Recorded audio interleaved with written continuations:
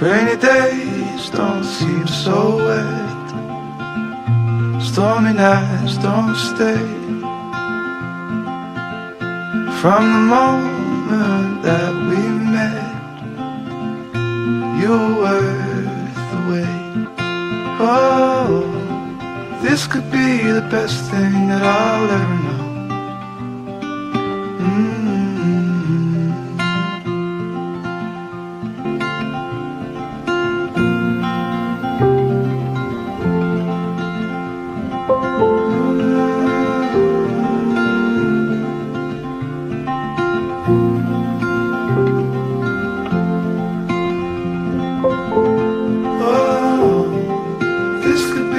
Best thing that I'll ever know.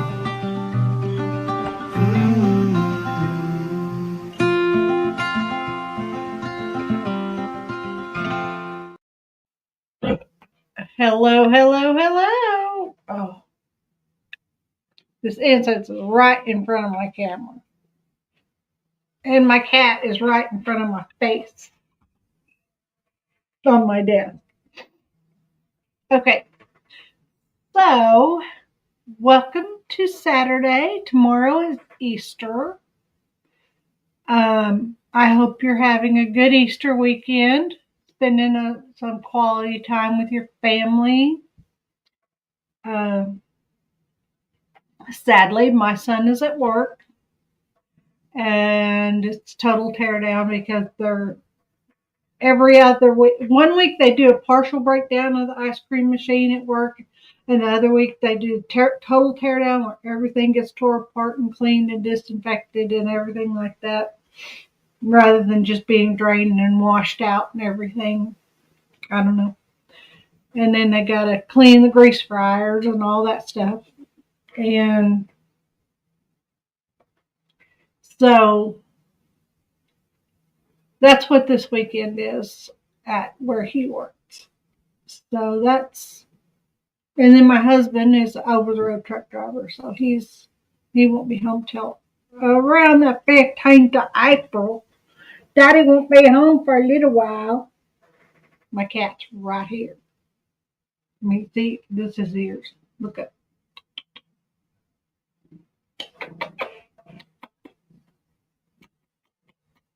See, my cat. Oh, baby. I love you. Yes, I do, but I cannot pet you while I'm doing my live. No, I can't. I can't give you 100% attention while I'm doing my live. Okay, so I'm going to do the fair use. Where's my mouse? There it is. My fair use disclaimer. I actually got a proper one this time. Yes, I did. Copyright disclaimer under Section 107 of the Copyright Act of 1976. Allowance is made for fair use for the purpose such as criticism, comment, news reporting, teaching, scholarship, and research. Fair use is a use permitted by copyright statute that might otherwise be infringed. I do not want to infringe upon anybody. That's my story, and I'm sticking to it.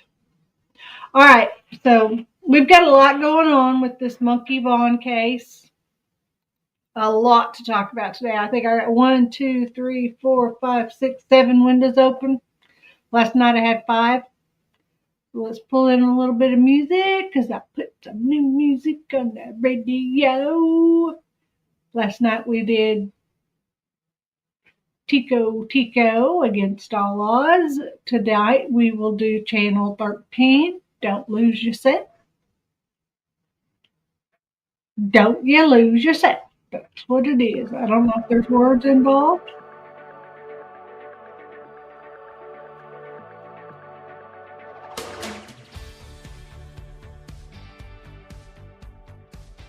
Turn it down. I don't want it to be too loud for what I'm trying to play on the thing.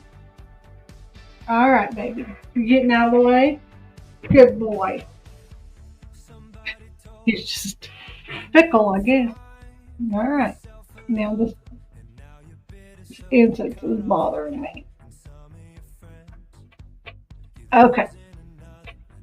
So, present screen. All of the links to the sources are in the description.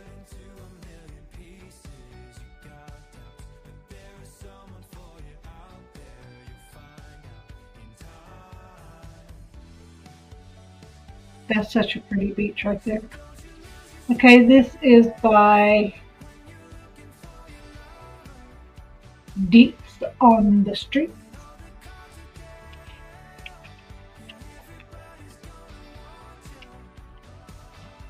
I thank everybody for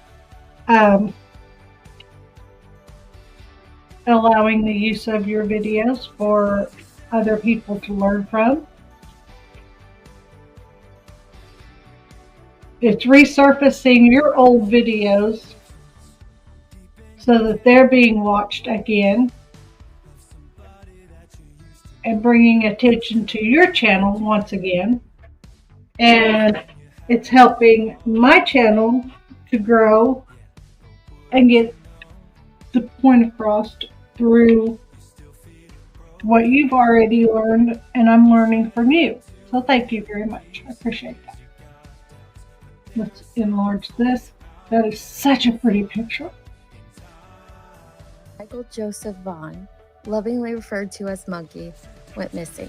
He was last seen on July 27, 2021. At the time of his disappearance, Michael was 3 feet 7 inches tall and he weighed 50 pounds. He has blonde hair and blue eyes. He was last seen wearing a light blue Minecraft shirt and black boxer briefs with lime green stitching. He also had on size 11 flip-flop sandals. He was last seen around Southwest 9th Street in Fruitland, Idaho. This photo was taken 1 month prior to his last seen date. If you have any information concerning Michael, please contact the Fruitland Police Department Dispatch at 208-642-6006 or email tips and leads to findmichael@fruitland.org. Here's a short clip from Michael's parents explaining the timeline surrounding when he went missing, and I'll go into that in further detail a little bit later in this video. Tyler, can you walk us through just that night? You were home with the kids. Can you just walk us through everything that happened last July? Went back to change bug. Michael was playing on his Switch. I don't know who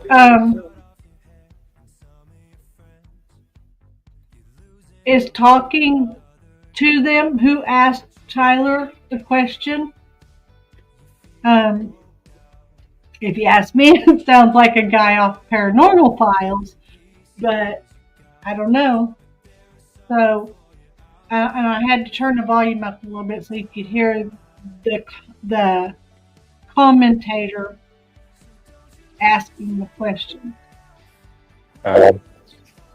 She was sleeping, so it took a minute for me to rouse her. And then I changed a diaper and ordered pizza. Probably took me, I don't know, 15 minutes maybe. And came back out and went outside to smoke, and Monkey wasn't outside, so I figured he was inside with his brother, wasn't inside, and then I started to freak out, and it's all kind of a blur from there, just running all over the neighborhood. And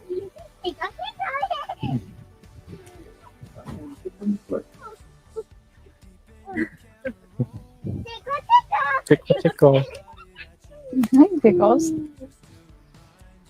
Did you, what time was that? I ordered the pizza at 6:40. I really couldn't tell you any other timestamp besides that with 100% certainty. I don't even know if that's when I entered the order or when I finished the order or what. The receipt said 6:40. Were you in the house when you ordered, or were you outside? No, I was in the back bedroom with Bug.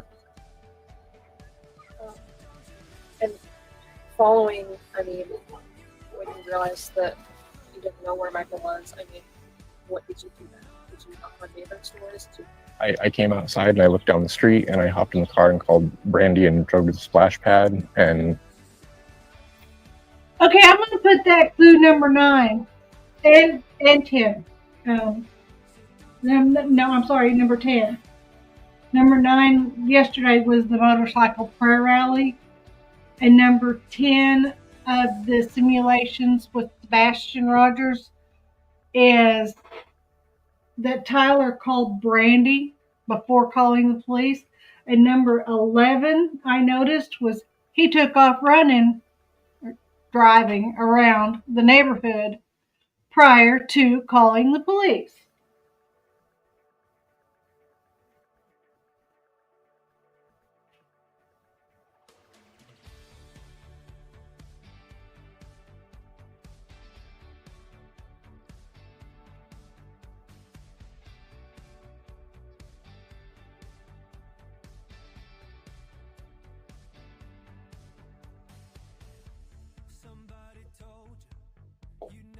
So I don't understand why he would do that. I mean, in the monkey case, I can kind of understand a little bit because Monkey's known for taking off and then finding him in other places, just around close to the house, not going a long ways off because he's, like I said, only 5 years old.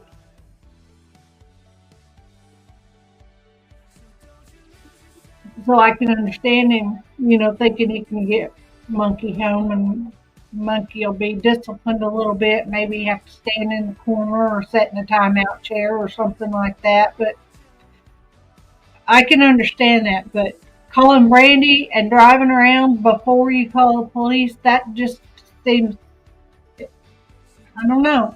I'd call 911 before I took off and went anywhere.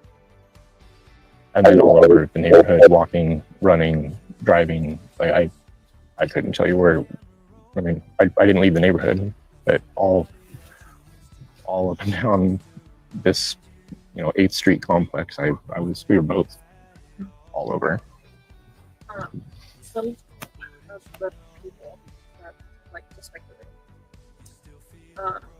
are wondering, well, why did you call Brandy? Why didn't you just call the police first? I mean, what was your... Okay, her question was, some of the people who like to speculate are wondering, why did you call Brandy? Why didn't you just call the police? What was your thought going into that? I mean, obviously it probably wasn't rational because you were anxious. But I mean, can you just explain a little bit about your process? I was scared, and she was the first person I thought to call. I needed her home as fast as I could because I was panicked and out of my mind. Panicked and out of his mind. Okay. Just going up. To me, that looks like another clue. Another simulation to Sebastian Rogers. Because Katie was panicked and out of her mind when Sebastian went missing. So there's number 12.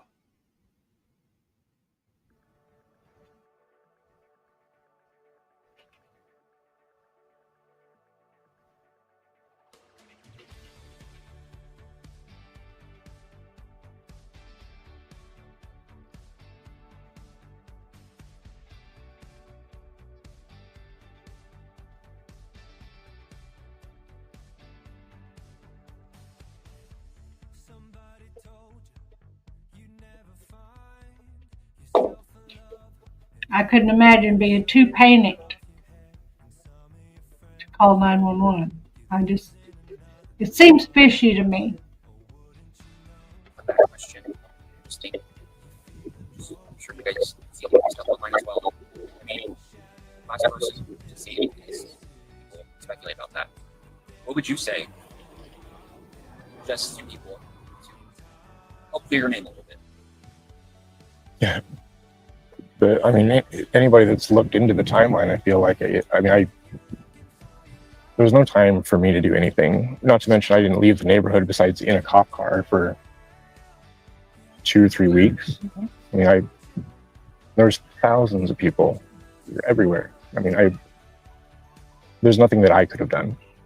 And I don't know how some people don't see that, but Talk to me about your relationship with Michael. Yeah. What was he like to you? Is, sir, is.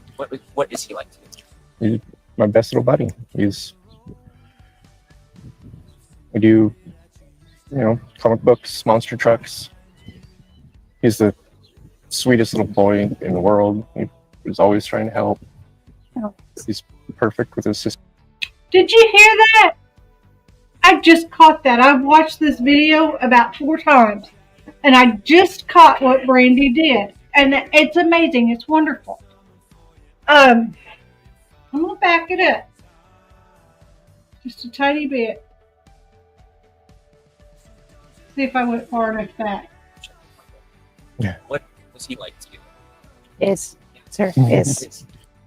Did you hear that? The commentator said, or the interviewer said, what was he like to you? Brandy popped off with is. I'm going to play that one more time.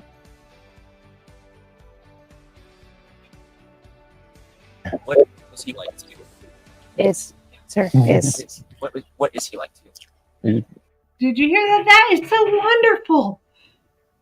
I mean, Katie, I don't think I could say with my whole heart that Katie would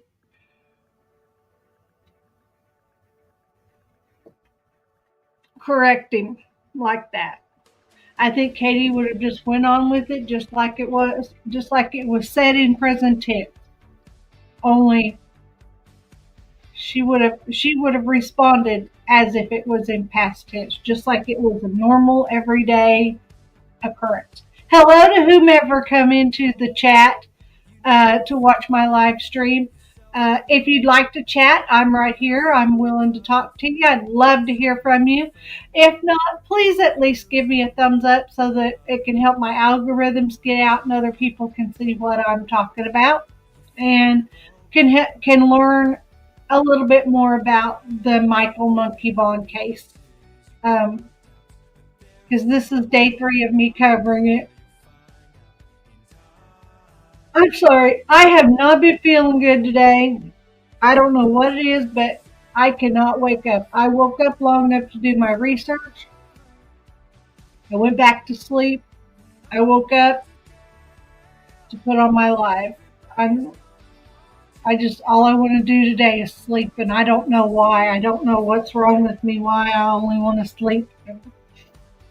So, but I'm here with you because you know what? It's Saturday.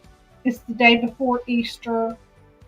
You could be anywhere you want to be anywhere.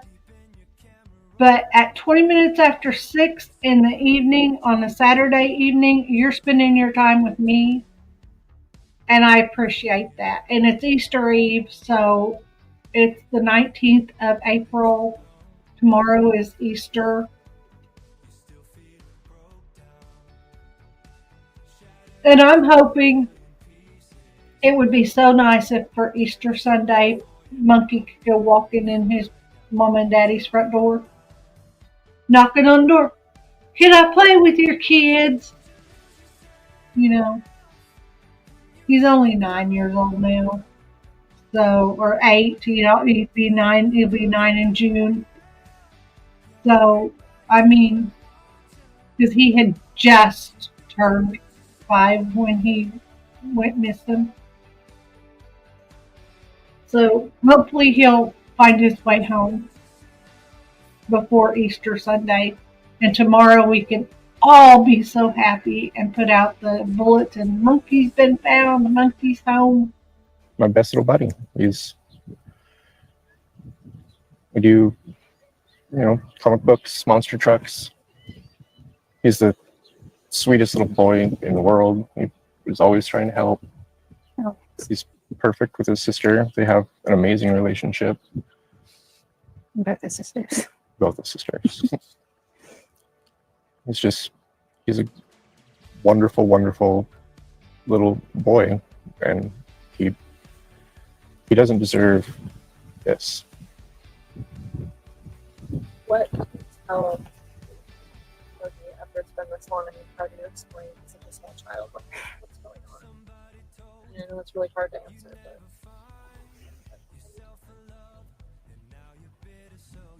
We can't say when our older two go to their dads that they're bye-bye right now, because that's the only thing that I could figure. I for 2 months I didn't know what to tell her, and she had just really started talking at that point, and so I don't say bye-bye because Monkey is just bye-bye right now, and he's going no, he'll be home. He's just bye right now, so. She asked. Pick up his pictures and give him kisses. Set him up in front of the coffee table and watch TV with him.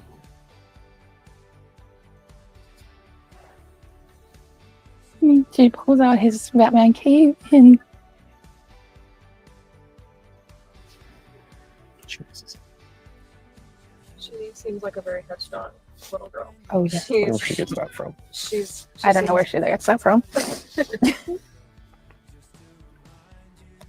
Looking back as we approach 1 year mark. Okay, this really doesn't make any sense. I'm going to speculate that they're doing all they can to keep Monkey's memory alive with their little girl, because at 18 months old, and now it's been almost 4 years later,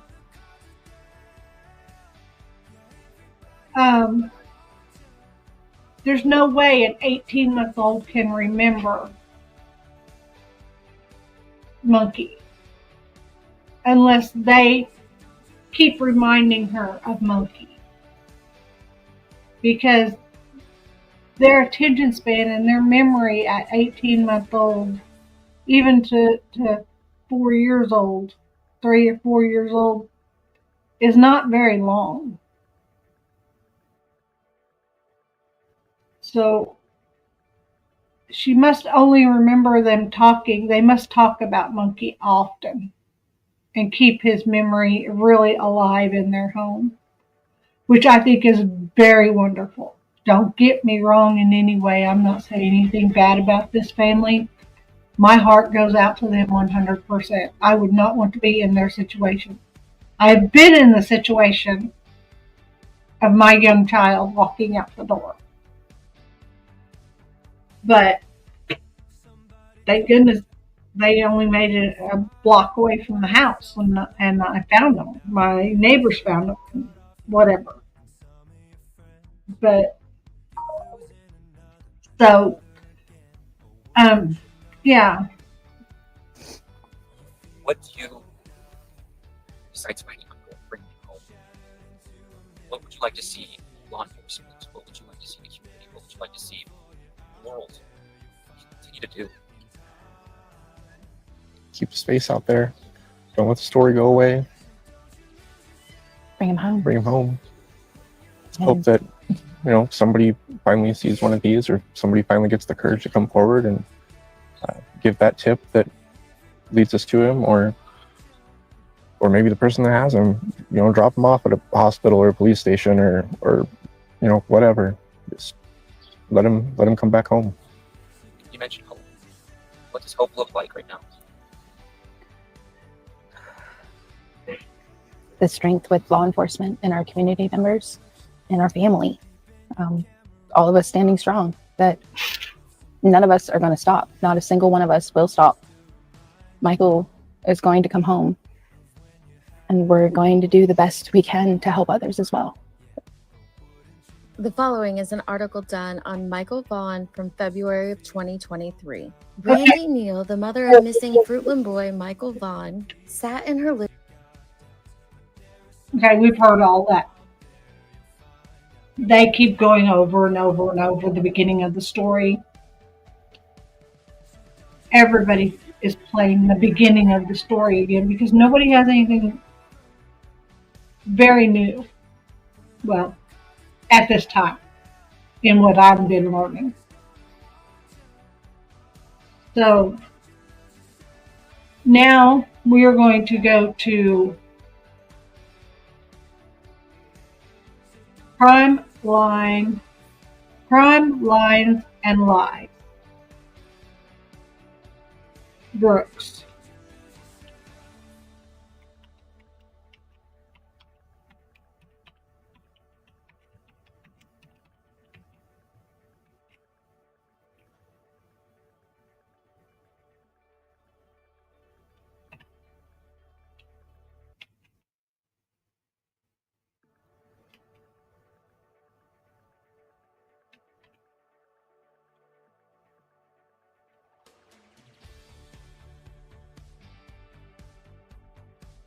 I'm going to give credit to them, to Brooks.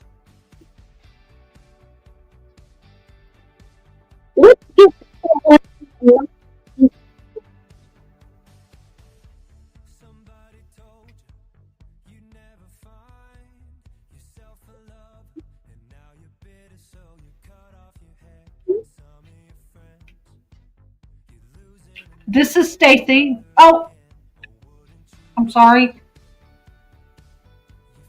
I'm glad I looked at you. Sorry about that.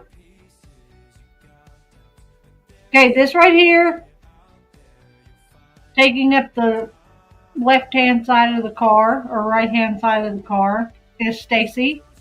And this over here, taking up the left-hand side of the car, is Sarah.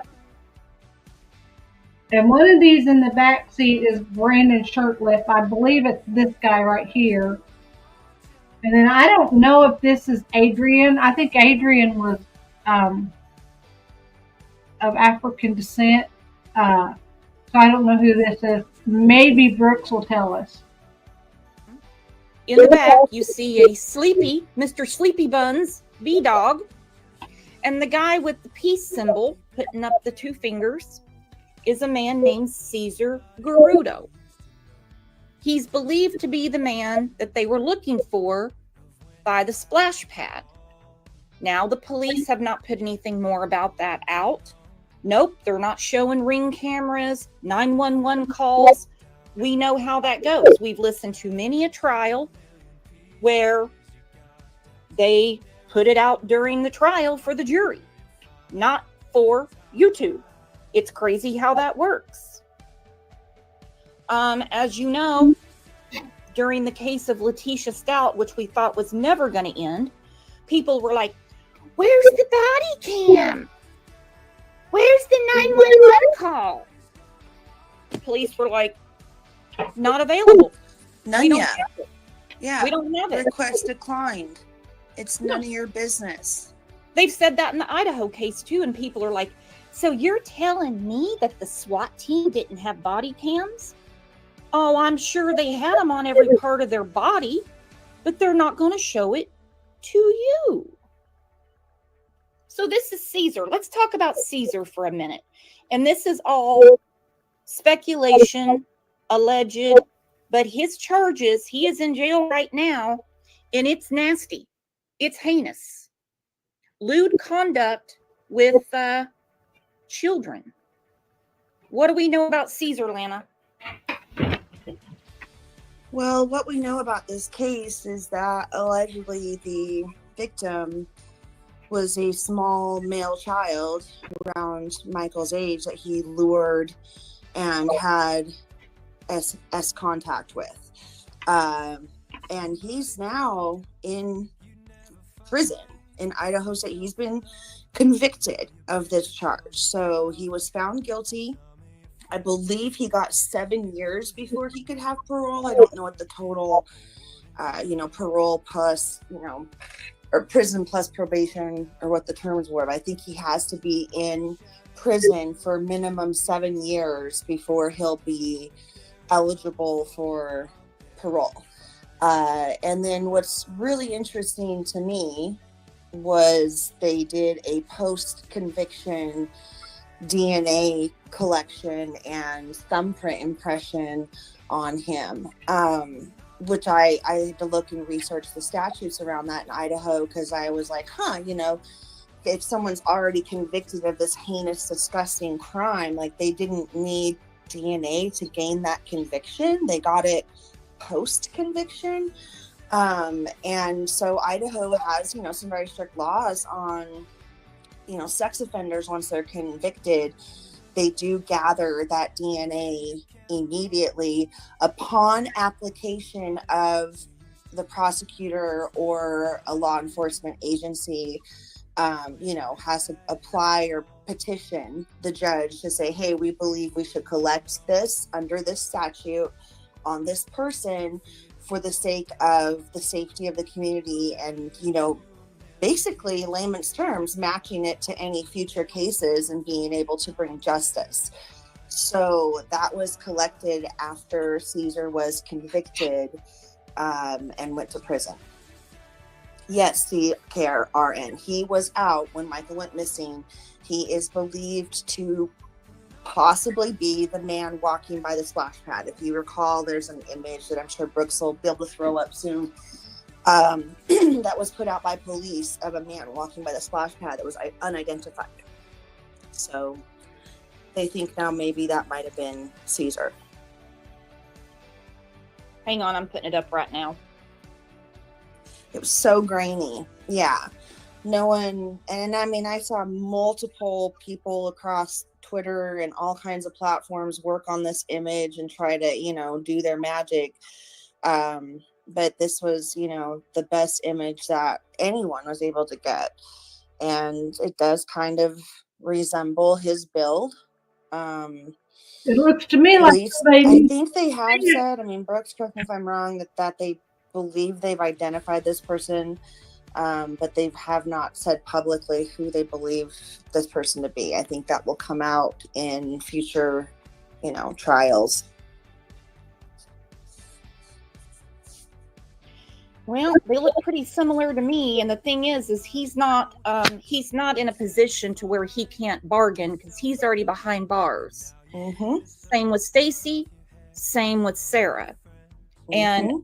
And we're trying to be as patient as possible now that the DA has the file.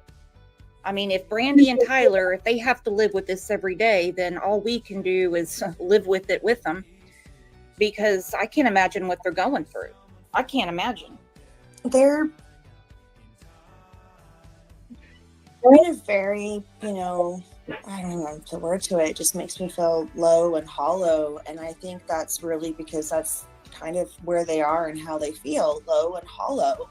And yeah, they are just trying to patiently wait while they go through the normal routine of summer, with 3 active children and jobs and a new puppy, life, 2 years of life that has gone on without Michael. And they have to still do that while they wait with the rest of us for some sort of answers. Well, I know some people, have said, well, if, Brandy and Tyler are innocent, then why don't they sue these YouTubers that keep accusing them of doing it? Well, I'm not going to judge a family that's going through this, just like some people are being very judgmental in another case in Idaho about Ethan Chapin's family, saying, well, they said they're not going to go to court or anything. Look, I'm not in their shoes. And maybe Brandy and Tyler are thinking about where they should spend their energy best. I don't know. I'm not them. Wait a minute. People are saying, I'm gonna back that up. I gotta hear that again. He's not in a position to where he can't bargain, because he's already behind bars. Mm-hmm. Same with Stacy, same with Sarah. Mm-hmm. And we're trying to be as patient as possible now that the DA has the file. I mean, if Brandy and Tyler, if they have to live with this every day, then all we can do is live with it with them, because I can't imagine what they're going through. I can't imagine. They're in a very, I don't know the word to it. It just makes me feel low and hollow. And I think that's really because that's kind of where they are and how they feel, low and hollow. And yeah, they are just trying to patiently wait while they go through the normal routine of summer, with 3 active children and jobs and a new puppy, life. 2 years of life that has gone on without Michael, and they have to still do that while they wait with the rest of us for some sort of answers. Well, I know some people, have said, well, if, Brandy and Tyler are innocent, then why don't they sue these YouTubers that keep accusing them of doing it? Well, I'm not going to judge a family that's going through this, just like some people are being very judgmental in another case in Idaho about Ethan Chapin's family, saying, well, Okay, that's not really a similarity. That's an opposite.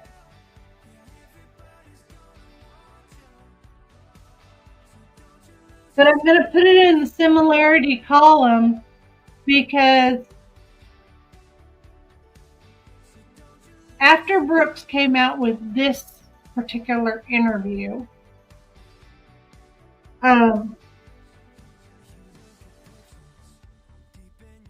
now, recently, I have heard, now I don't have proof of this, so don't mark my words, don't quote me, but I have heard that Chris Proudfoot now is wanting to sue content creators that have talked about Sebastian and tried to keep Sebastian's word out there and made accusations against him and Katie. So, I mean, I don't know why I'm like Brooke says, they need to focus their energy in the right place. That's why Tyler and Brandy have not been suing content creators who are accusing them, and I am not accusing them.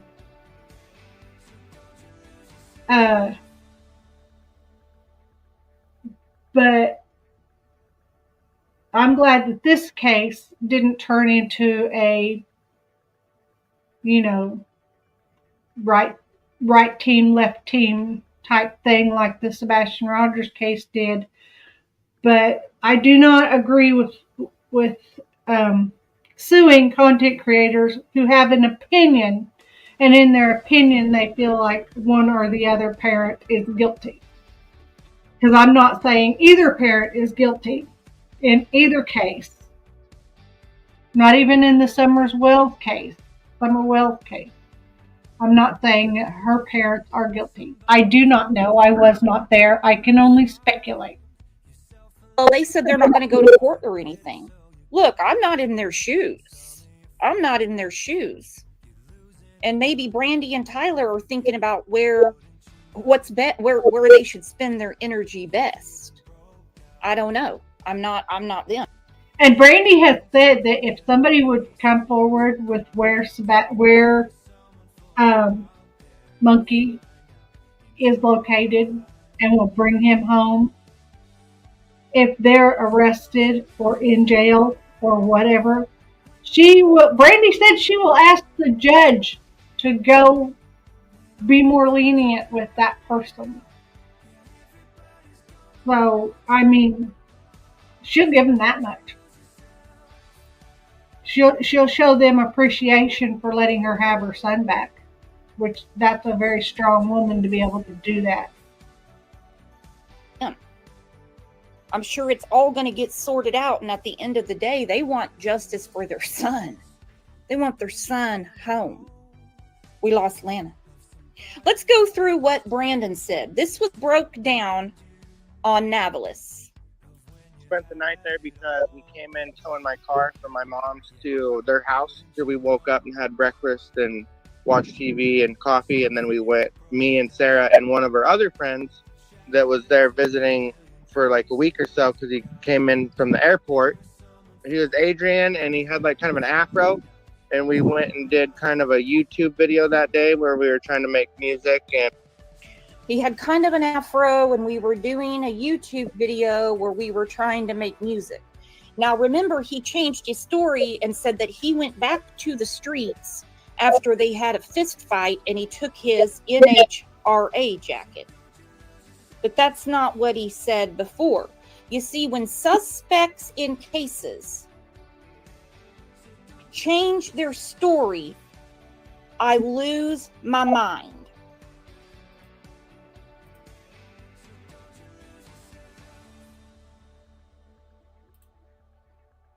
and kind of like a car crash scene. And we were hanging out with him doing that earlier. And then earlier, this was a very, very busy day for B-Dog, Adrian, and Sarah. Stacy supposedly was just kind of a couch potato that day. But we heard Applebee's, the mall, had to go all the way to Brandon's mother's house to get water because he didn't like their water. And then Popeyes and hauling a car or something. Hauling a Mercedes over for the taxi business. Then, right after Michael disappears, they go get milk. They went to a convenience store to get a jug of milk. Yeah. Now, who's caring about? Was she making mashed potatoes? For Stacey, yeah. They got a pot of mashed potatoes boiling. And they went to the convenience store. Now, you guys know as well as I do, when you go to the convenience store and buy a 2-liter of pop or milk or anything, you're going to pay double. But they had to have that milk. Monkey drinks milk. after that, me, Adrian, and Sarah went to Applebee's, where we dropped him off there after me and Sarah got a chicken sandwich and a soda pop over there at the Popeyes. Sarah took me to lunch over at Popeyes, and she was going to buy a sandwich for me, Adrian, and her, but he said, my family's here, I want to see him, so I'm going to go to Applebee's and go over here and have dinner with them, or lunch with them real quick, and then give me a little bit of time to do that, and then you guys come back and get me. We did that, and in the meantime, me and Sarah were bored just kind of driving around the mall. Just kind of driving around the mall because you're bored. I still question that there was ever any lunch meeting at the Applebee's. And I guarantee by now, law enforcement already knows if there was or wasn't. Right. But one way or the other, they've confirmed that. Well, any conversations I've had with Adrian's family don't confirm that they would go out of their way to go have lunch with his ass. What do you think, Lana? Yes, I can weigh in on that as well, Brooks, because I have been, Adrian's father has reached out to me offering prayers to the family because he saw his son's face on the posters that we made, and people were putting them, on his public posts under the dad. So he reaches out to me and is like, hey, I have zero contact with my son. I don't have any contact with him for good reason, and he's like, and I, appreciate this is happening, but, please basically don't target myself because I want this little boy to be found. I don't, know my son anymore, which is really kind of sad and heartbreaking in a way. It made me think about having adult children and not being in contact with them if they were making life choices of this nature, but yeah, I don't see him meeting up with any of them at Applebee's for spinach dip and chicken wings. No. Riblets. And I'm telling you, when these suspects have an unusual day, the day of a disappearance, We've talked about it with Megan Boswell, Leilani Simon. We've talked about it with Letitia Stout, Candace Wells. Now we look at Sarah, Brandon, and Adrian that had a very unusual day. They had, stacked to the nines. And on this extremely unusual day. Whoa! Sebastian had a very unusual day the day before he went. Sebastian and Katie.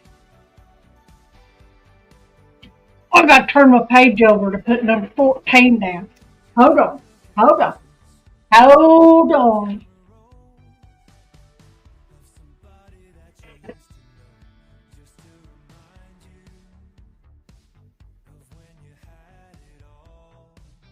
I'm just going to put suspect. Had an unusual day.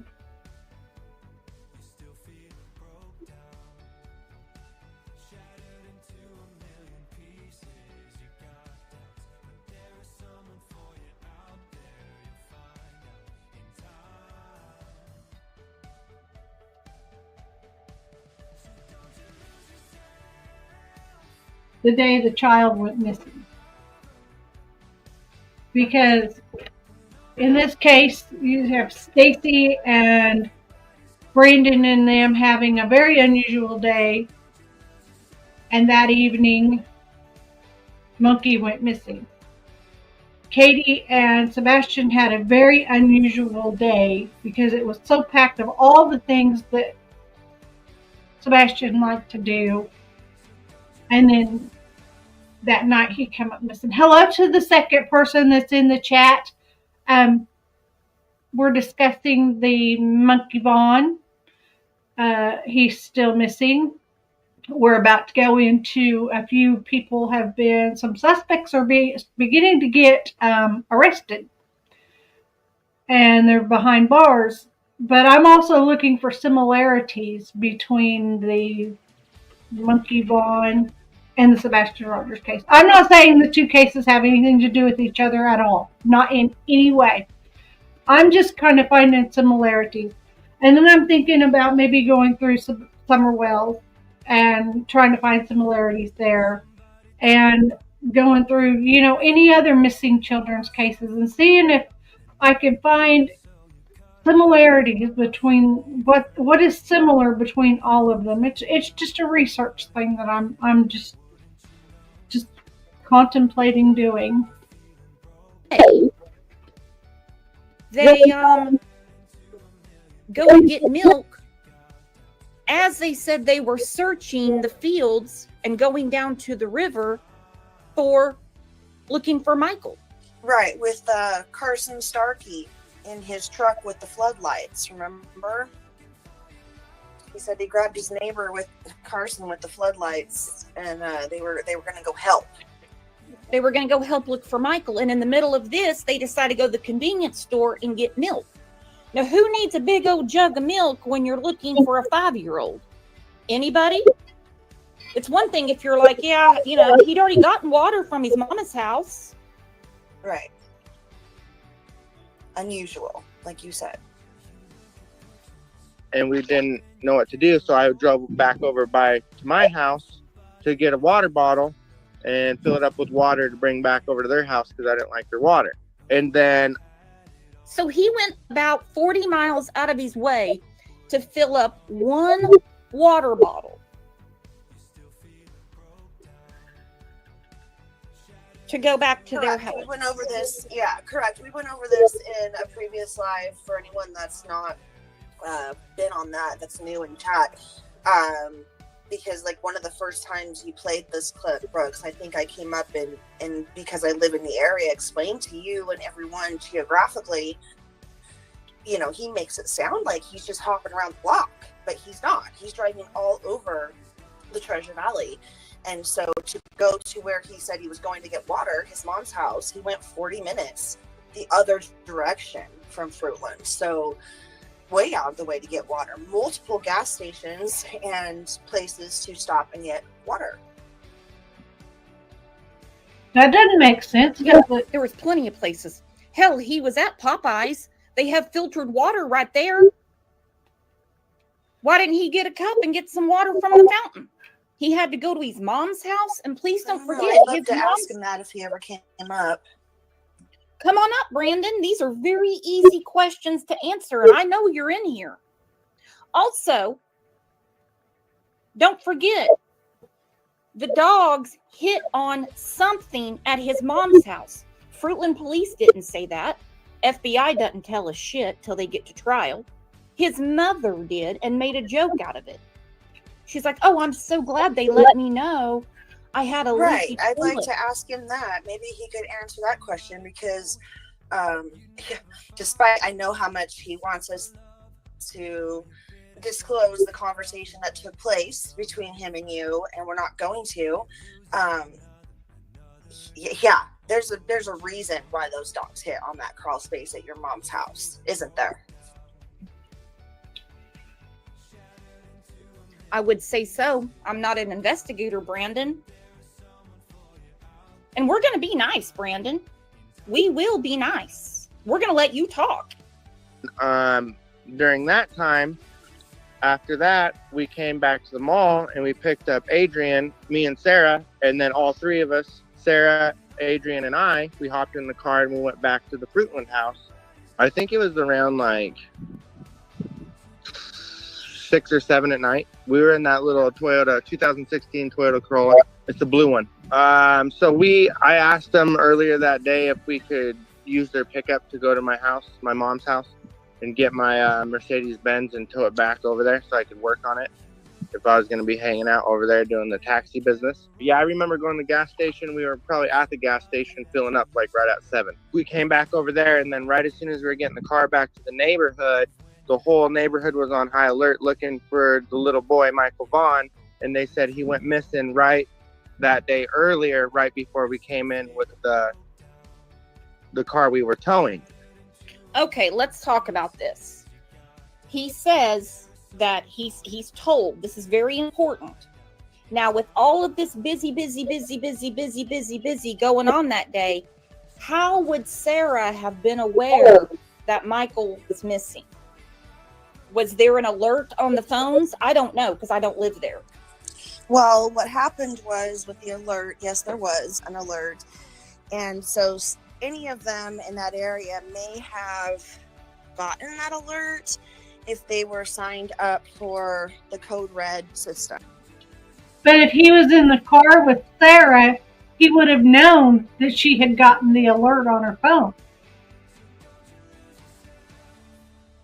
But didn't he also say that at 7 o'clock they were getting gas and then they went back to the mom's to get the Mercedes because they had asked earlier if they could use the truck to go get the Mercedes?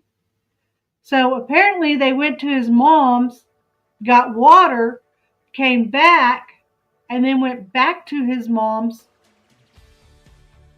So they took Monkey to the mom's and then come back and then left to go get the Mercedes. That's the way it sounds to me. Does it sound like that to you? Let me back up just a tiny bit. Didn't say that. FBI doesn't tell us shit till they get to trial. His mother did and made a joke out of it. She's like, oh, I'm so glad they let me know I had a leaky I'd like toilet. to ask him that. Maybe he could answer that question because despite I know how much he wants us to disclose the conversation that took place between him and you, and we're not going to, yeah, there's a reason why those dogs hit on that crawl space at your mom's house, isn't there? I would say so. I'm not an investigator, Brandon. And we're going to be nice, Brandon. We will be nice. We're going to let you talk. During that time, after that, we came back to the mall and we picked up Adrian, me and Sarah, and then all three of us, Sarah. Okay, was Applebee's at the mall? Or was the chicken place at the mall, Popeyes, at the mall? Because they had dropped Adrian off at Applebee's, not at the mall. So that's weird. Adrian and we hopped in the car and we went back to the Fruitland house. I think it was around like 6 or 7 at night. We were in that little Toyota 2016 Toyota Corolla. It's a blue one. So I asked them earlier that day if we could use their pickup to go to my house, my mom's house, and get my Mercedes-Benz and tow it back over there so I could work on it if I was going to be hanging out over there doing the taxi business. But yeah, I remember going to the gas station. We were probably at the gas station filling up like right at 7. We came back over there, and then right as soon as we were getting... So they went to his mom's 40 miles away, got a bottle of water. They've also been to the Applebee's and dropped this boy off. And drove around, went to Popeyes, ate lunch, went to his mom's and got water. Come back, went to the gas station at 7 o'clock. Finally come into their neighborhood. And that's when the whole neighborhood's on high alert about Monkey being missing. Then they go get the Mercedes and come back. Is that what they're saying? In the car back to the neighborhood, the whole neighborhood was on high alert looking for the little boy, Michael Vaughan, and they said he went missing right that day earlier, right before we came in with the car we were towing. Okay, let's talk about this. Okay, so if they're at the gas station at 7 o'clock and they're bringing the car in at 7 o'clock, and Monkey only has been missing since 6:40, that's 20 minutes. They couldn't have made it 40 miles away and 40 miles back. The math ain't mathing here. He says that he's told, this is very important. Now, with all of this busy going on that day, how would Sarah have been aware that Michael was missing? Was there an alert on the phones? I don't know, because I don't live there. Well, what happened was with the alert, yes, there was an alert. And so any of them in that area may have gotten that alert if they were signed up for the Code Red system. Because Chief Huff did request an Amber Alert. Speaking of alerts,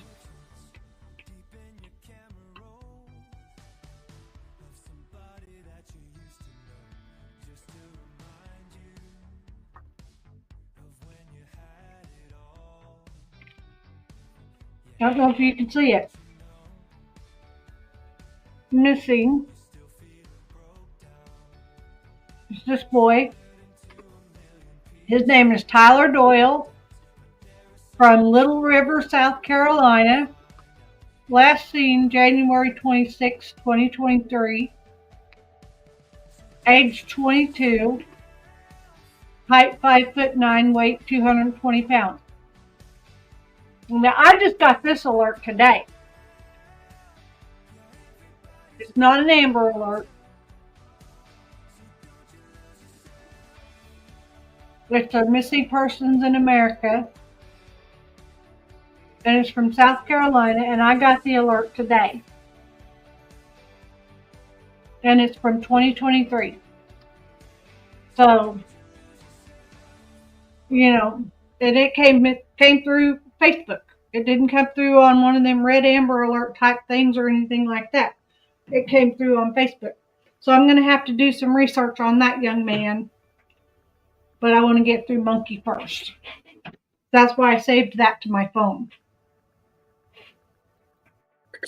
Twice that night, and it was denied at the state level by the Amber Alert coordinator, and she based it on criteria that, you know, they didn't meet, being that Michael, nobody saw Michael be taken, and there wasn't suspect information or vehicle information to share. So After that, the only alert at the time was the code red alert. So they could have if they were opted into that system.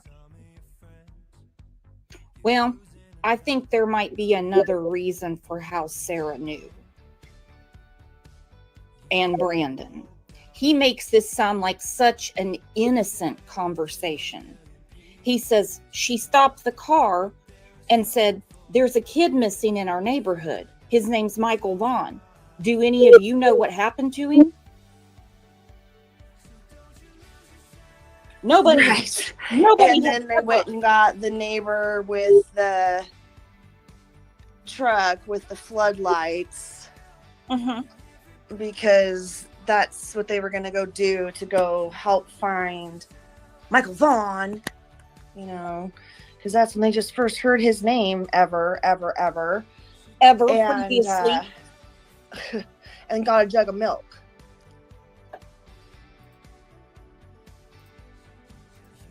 Yeah, had to get a jug of milk. Because nothing's going to cool you down like a big old 2-liter of whole milk when you're walking around in July looking for a missing child. No, because I think at that point, whatever story they gave Michael to trick him to get him into that little blue Toyota that they were hopping around the neighborhood in, by that point, Michael was not believing that story anymore. Michael was starting to panic, and they were needing to find ways to calm him. Yep.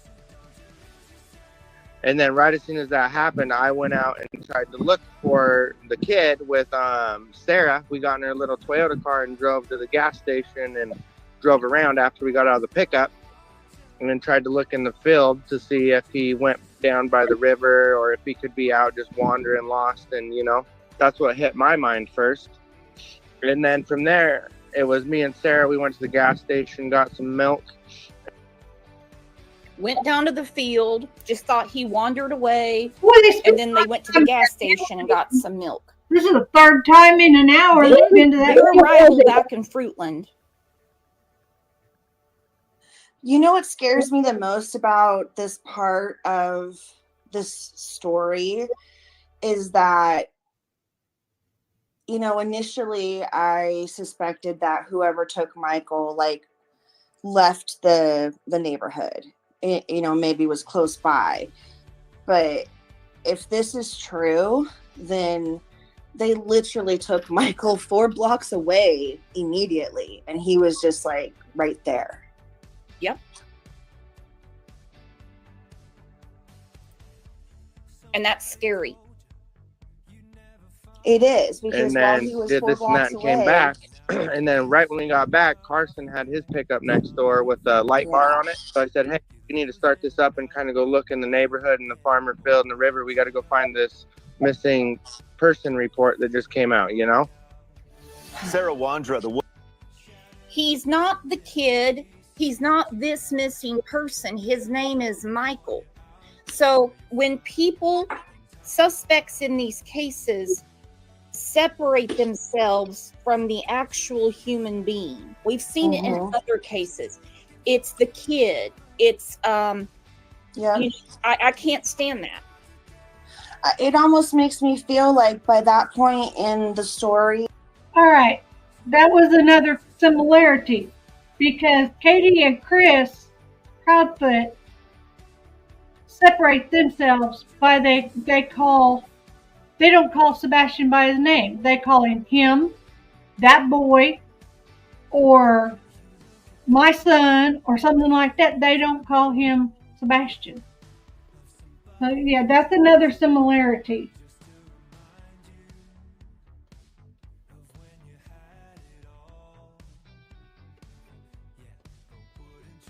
Okay, I'm gonna put suspect there.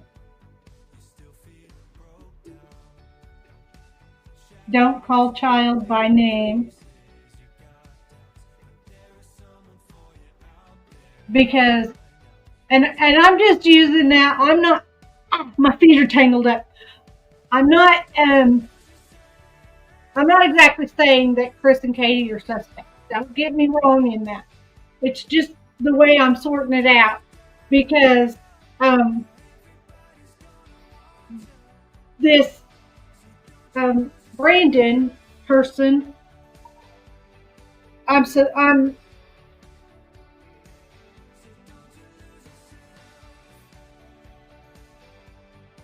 hold on, that's my son texting me.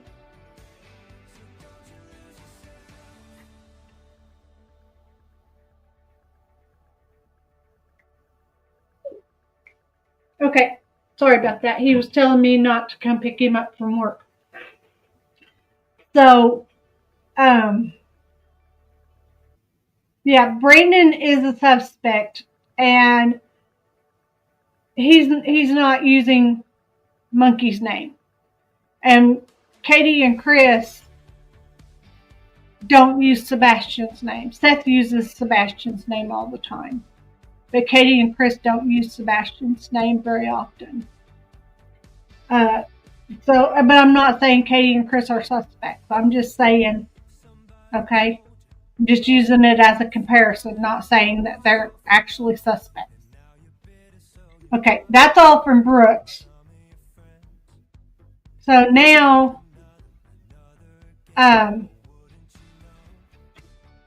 Hidden True Crime is having a conversation with Stacy Wandra. So I'm going to pull this up.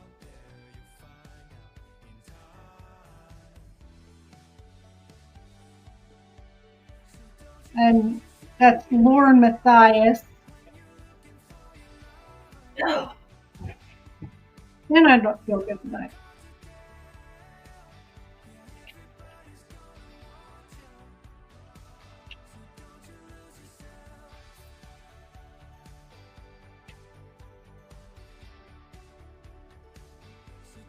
And that will be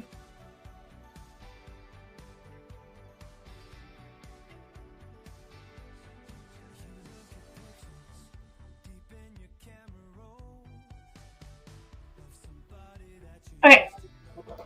Thank you to the 3 people that are in the chat. Can you please hit that thumbs up so that the algorithms can go out and other people can see my channel? I really appreciate it so much. That's the free way to show support. Okay, so I'm going to up this. And this Stacy Wandra is one of the people that is a suspect in the Monkey Vaughan case. Hello, everyone. This is going to be a different type of live and interview today. So let's start with explaining what we're doing tonight and who we're with and why. For those that are here for our weekly hidden hour, I want you guys to all know, our gems know, that tomorrow night will be our official hidden hour with John. So for those that were waiting for that tonight, I hope that you'll stick around and be with me tonight. It's just going to be me. We are going to do a hidden hour tomorrow. We're going to dig deeper in quite a few things, possibly this interview that we do today, or also Gypsy Rose. John is looking at a lot of different things. Is that me or you? That's you, right? Me? I hear a buzz. So plan on hidden hour tomorrow. And tonight we're going to spend some time with Stacy Wandra. And we're going to explain who Stacy Wandra is. Many of you know this has to do with the missing Michael Vaughan case. We're going to get into that in just a second. I'll just share now. Little 5-year-old Michael Vaughan, his nickname is Monkey, went missing from Fruitland, Idaho, July 27th, 2021. He has not been seen since. We have been covering this case. I've even been to Fruitland, Idaho. And I went in 2022, at the end of 2022, to actually see the house where Stacy Wandra, where you were living with your then wife, Sarah Wandra. You were both brought up in press conferences as persons of interest in this case. Before we go any further, and again, for those that don't know about this case, stick around. I'm going to give you guys.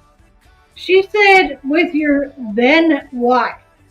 So does that mean that Stacy and Sarah have since separated? Guys, and Stacy knows this. I'm going to give you guys a background of this case so you can be caught up, because it's really important that we keep talking about this case, because what happened is, honestly, Stacy, when there was a press conference and you were named as a person of interest along with your wife, she's still your wife, but you filed for divorce, your wife, Sarah Wondra, and other people that you were living with at the time. The media kind of dropped the case. Like, I think we all thought that there was going to be an arrest that was made, and we thought that Monkey's honestly remains were found in your yard, honestly, because the police were looking in your yard for Monkey's remains, and that didn't happen. You were never charged. Sarah was never charged. Monkey was never found. And I think. Hi, H. Davis. Thank you for being in here. How's your Easter weekend going? We have a lot of rain here. It's cold and rainy and wet and nasty here. Thank you. Thank you. You're so sweet.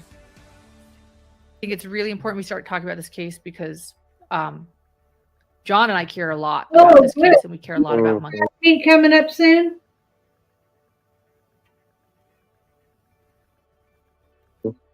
As much as I said, I've even gone to Fruitland, Idaho. So that's the case that we're covering. And then for those that don't know, we're going to get you caught up with exactly who Stacy is, kind of where this case went kind of silent from the media. We're going to get to that point.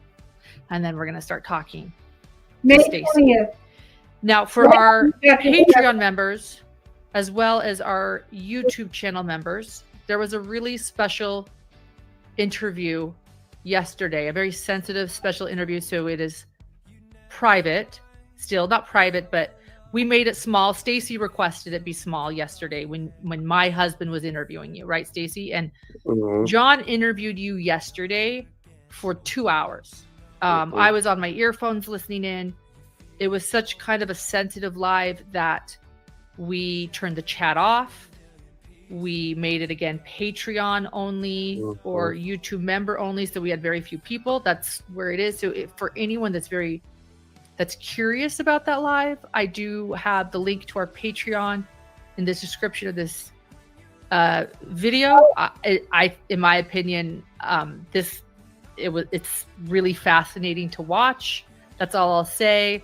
My interview is going to be different tonight. It's going to be similar in that we're going to listen to Stacy, but John and I have a different skill set. We have different professions. John had his own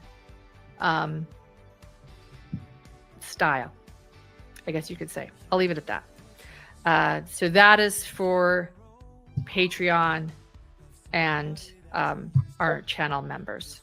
So, all right. And then, Stacy, something else, I actually didn't bring this up. We have some wonderful moderators on our channel that have been following this case intensely. I'm going to interview you for a while. I can update our audience, and then we might have some moderators jump on if they have any additional questions for you, if that's okay with you. Okay. Yeah, again, thank you for being here with Hidden True Crime. We really, really appreciate it. It looks like we might even have some moderators in the background already, and it's wonderful. So I'm going to start by sharing with everyone just a really quick short. First I'm going to start with the background. I'm going to show you, Stacy, a press conference that Fruitland, Idaho police did about you, about your yard, about you. You were not around for this because you were in jail on a separate charge. You were being held on a weapons charge. So this is from 2022, November of 2022. November of 2022, when police announced they were looking at you and Sarah and a couple other people, as well as a News Nation report that ran that I was a part of. So Stacy, I was actually a spokesperson often for the family. Oh, cool. When it came to the national media. Yeah. And my background is in TV reporting and journalism. So you're going to see me a News Nation report, and we're going to be reminded of this presser, because I just feel like it's really important to get this, since we do have a chat tonight, I think it's really important that we get everyone on the same table and then listen to you and listen to your side of everything. Does that work for you? Mm-hmm. All right, let's do this.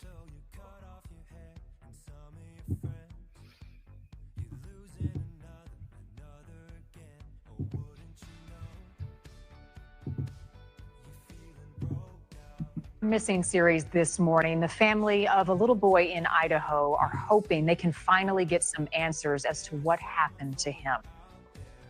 Oh, did that just end it? Pop up on my computer. Sorry, everyone. Find Just a out where it second. went.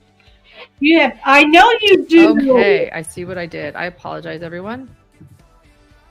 I know you do. I heard that when I was up on. I don't remember the name of his channel because I haven't been there so long, but it was on Eddie's channel. He said you had 69 medals, and so I'm proud of you. You are such a wonderful. What are you going to do when you graduate? How are you going to keep getting your medals when you graduate? Are you going to go farther where you can compete more? What are your plans after graduation?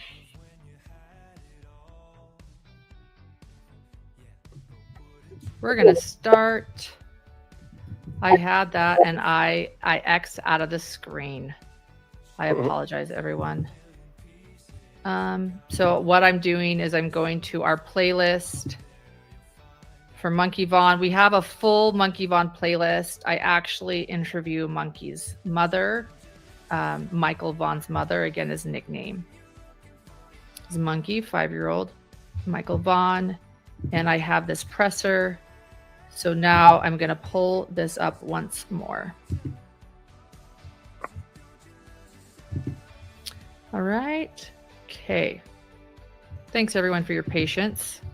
This is, again, a unique Yes, thank you very much for your patience. live that we're doing tonight. So thank you. I didn't everyone. realize there was this much. I haven't watched this one. I just All right. watched part of it. And when I saw that she was talking to Stacy, I thought maybe we could learn something from this. Here is a News Nation report that I was part of. And so for those that don't know Monkey's story, this is also a good thing to get up to date with. Missing series this morning. The family of a little boy in Idaho are hoping they can finally get some answers as to what happened to him. Michael Vaughan disappeared last year when he was just 5 years old. Today, police are going to hold a press conference a few hours from now, and they are expected to reveal what they found while excavating a neighbor's backyard. This family, tragic as it may be, are hoping for answers, for closure, and that this isn't another false lead. Here's a look at Michael's story. For more than a week earlier this month, heavy equipment worked in the backyard of a neighborhood home just blocks from where 5-year-old Michael Vaughan disappeared. Police saying they received credible information they would find his remains there. Lauren Matthia speaking for Michael's mother, Brandon. Even as she was telling me that that was the word law enforcement used, the word remains, she could hardly say it herself. When she said it to me, she started crying. And she said, I can't say that word yet. She says the family still doesn't know what, if anything, was found, only that an occupant of the house, 35-year-old Sarah Wondra, has been charged with failing to report a death. The smiling little boy, known as Monkey, disappeared in July of 2021. He was at home with his dad and baby sister while mom was at work. Dad says he went to change a diaper, and when he came back, Michael was gone. Searched the house, searched the backyard, went out in the front yard, jumped in my van, called Brandy. Last winter, Michael's mom, Brandy, invited our News Nation team to their Idaho home, showing us where the canine search teams had tracked Michael's path as he apparently looked for neighborhood kids to play with. He went to a neighbor's house, went to another neighbor's house, and another neighbor's house. But the trail went cold at the end of the street. Police labeling the disappearance an abduction, many assuming that meant an outsider. We have wondered where he could be in the world. And so to find out that they're digging in a home in their neighborhood, a 4-minute walk away, is very, very overwhelming. A year and a half of searching and interviewing, police saying they wouldn't give up.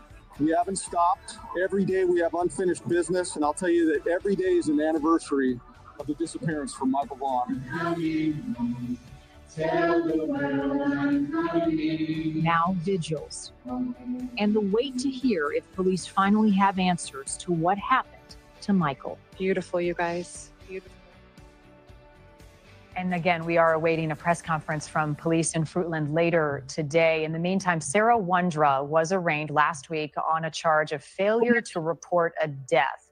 She was declared unfit to stand trial. She will go before a judge again in 90 days. Her husband, his name is Stacy Wondra, is also currently behind bars on unrelated weapons charges. Neither has been charged with Michael Vaughan's disappearance, but again, it was their home authorities were at, excavating in the backyard, looking for any evidence. Thank you for watching. Go to News. I cut off their commercial at the end there, but I agree. Go to News Nation on YouTube to follow News Nation. They do a great job, and I've been grateful they've been covering Monkey's story. So with that being said, we had the presser today. Again, I'm going to play part of that presser. I captured some of it, the majority of it, not all of it, but we'll play that for you in just a second here. And I think the main takeaways on the presser is that not only have police said they haven't found Monkey's remains, they excavated the Wondra's entire yard. Sarah Wondra's behind bars, Stacy Wondra's behind bars, but Sarah Wondra's behind bars with failure to report a death. That would be in relation to Monkey, but not in his abduction or death. And then Stacy Wondra is behind bars on a completely separate charge, a weapons charge. I have heard word from by police. You haven't been cleared by police, No. but you also have not been charged. Correct. But you have not been. So let's make both. Let's be very clear who Stacy Wondra is. We're just here to be really honest. Stacy has not been cleared by police. I don't know. This is me asking you a genuine question. I don't know if you were considered a person of interest or a suspect in this case. From what I know, I mean, I honestly don't know. I've been told person of interest, and then I've been told I'm not. I've been told a suspect. So there's no. I mean, I'll never find out the actual, I guess, facts behind it. Other than, I mean, Yeah, but I mean, and that's pretty serious. So people are saying, "What is this interview?" This is what this is. This is a case that John and I care a lot about, and this is who Stacy is. But Stacy, I want to make really clear, has also not been charged with Monkey's, Michael. I know some people. I'm close. Just so you know, I will try to call him Michael. I know that his nickname. Some people don't think I should use it. I just want you guys to know that a lot of the missing persons folders did say his nickname, so I apologize for those that think I should be saying Michael. 5-year-old Michael. You have not been charged in Michael's disappearance. Michael has not been found, and really, this is kind of where the case sort of left. It was about December 2022 where the case kind of fizzled from the media, but nothing's happened. And then you were being held in jail. What were you charged with in jail? Felon in possession of a firearm. Okay. And you were recently out on parole. Are you on parole or probation? Probation. Okay. And so here we are. And I think that if anyone knows something and that you can share with us, it's you. We care about this case. Thank you, Amy. Thank you. Amy says, use his nickname. We want my monkey home. A couple other things. This is the Idaho Statesman. The Idaho Statesman, this is November 14th, 2022, where it says police have arrested a woman suspected to be involved in the disappearance of a Fruitland boy and charged her with failure to report a death. Sarah Wondra, 35 of Fruitland, was arrested Friday after police served a search warrant at the Red Wing Street residence she shared with her husband, Stacy Wondra, according to a probable cause affidavit. The residence was the site of a weekend police search and excavation in connection with the disappearance of Michael Vaughan. Michael went missing July 27th, 2021. from his front yard half a mile from the Wondra residence. He was 5 years old. Police have not said what evidence they're looking for, but they did bring cadaver dogs to search the yard. By Monday afternoon, officials had not said whether they found evidence. Sarah was arraigned Monday afternoon. Sarah's now been released, and Sarah's now been released. No. Right? No? No. She's the charges were dropped, but she's in prison. Okay, she's in prison, but those charges for failure to Are report her death were unrelated. dropped? Correct. Okay. And then this is important.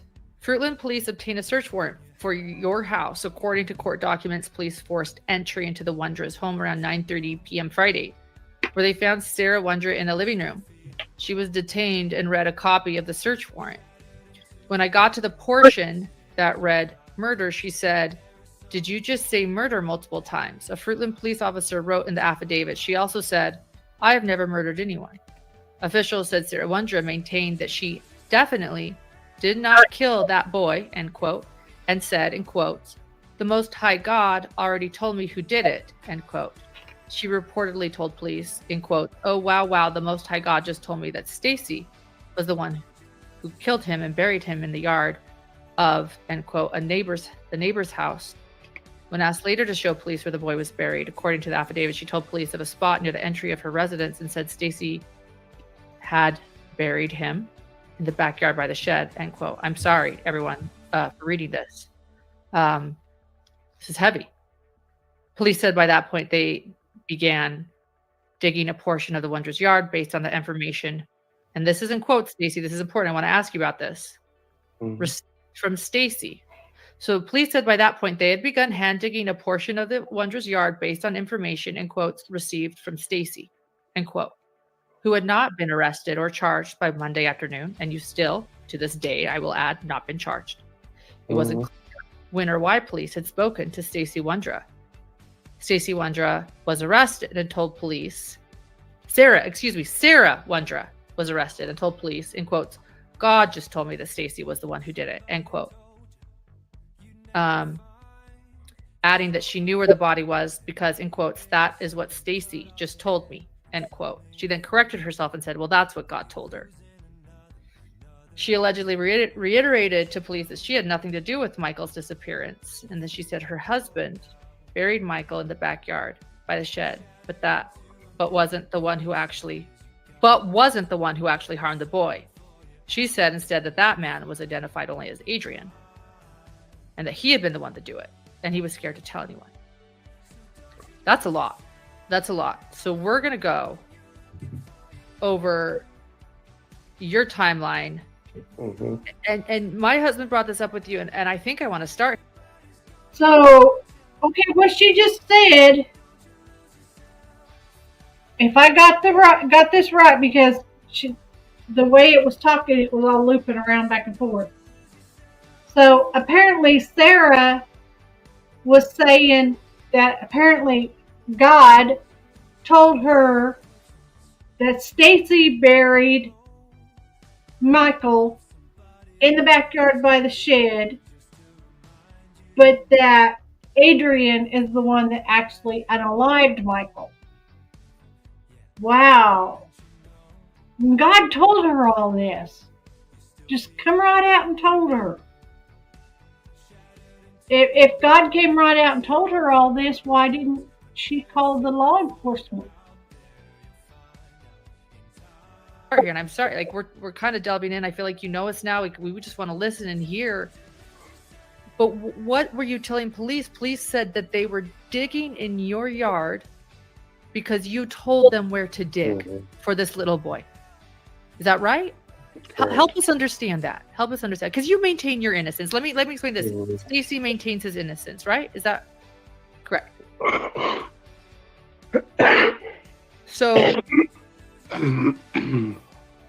So tell me if that's true. You told police where to dig. Help me understand that. So at the time of being incarcerated and being interrogated, this is in November. So as previously mentioned on the video, or the YouTube video I did yesterday with you guys, I was diagnosed with different mental illnesses as a young young kid, as a Yes. young kid. And you mentioned fetal alcohol syndrome, Correct. bipolar. You mentioned autism, but I wasn't sure if that was accurate or not. That It didn't is seem correct. like that is correct. Okay. Yes. Anything else? And You did mention those things. and intermittent explosive disorder. It's no longer even a thing on the diagnosis table, but so okay.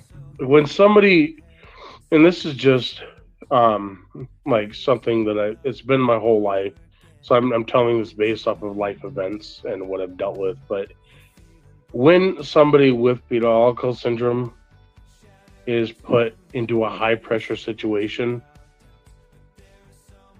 their instant reaction is to give something to get them off their back.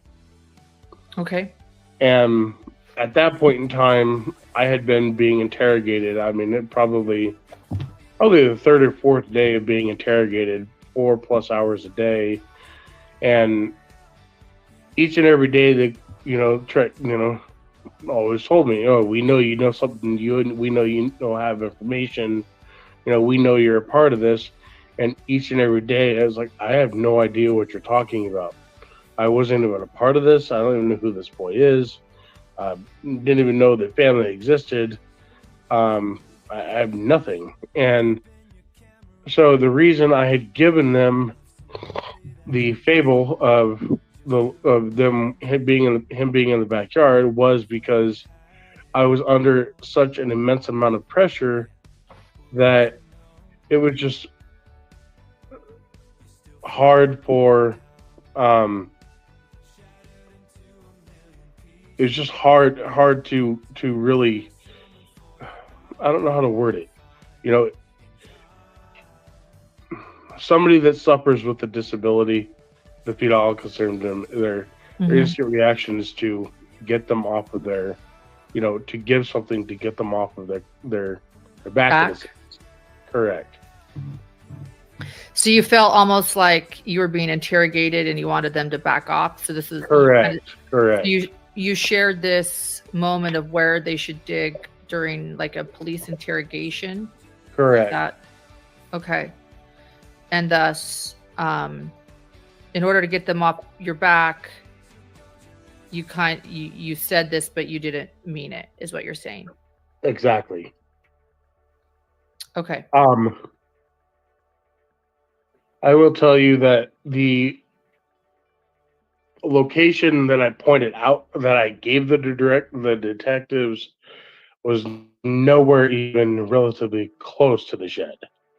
I told them that he was buried directly outside, like in the middle of the yard, directly across, right when you walk off the patio.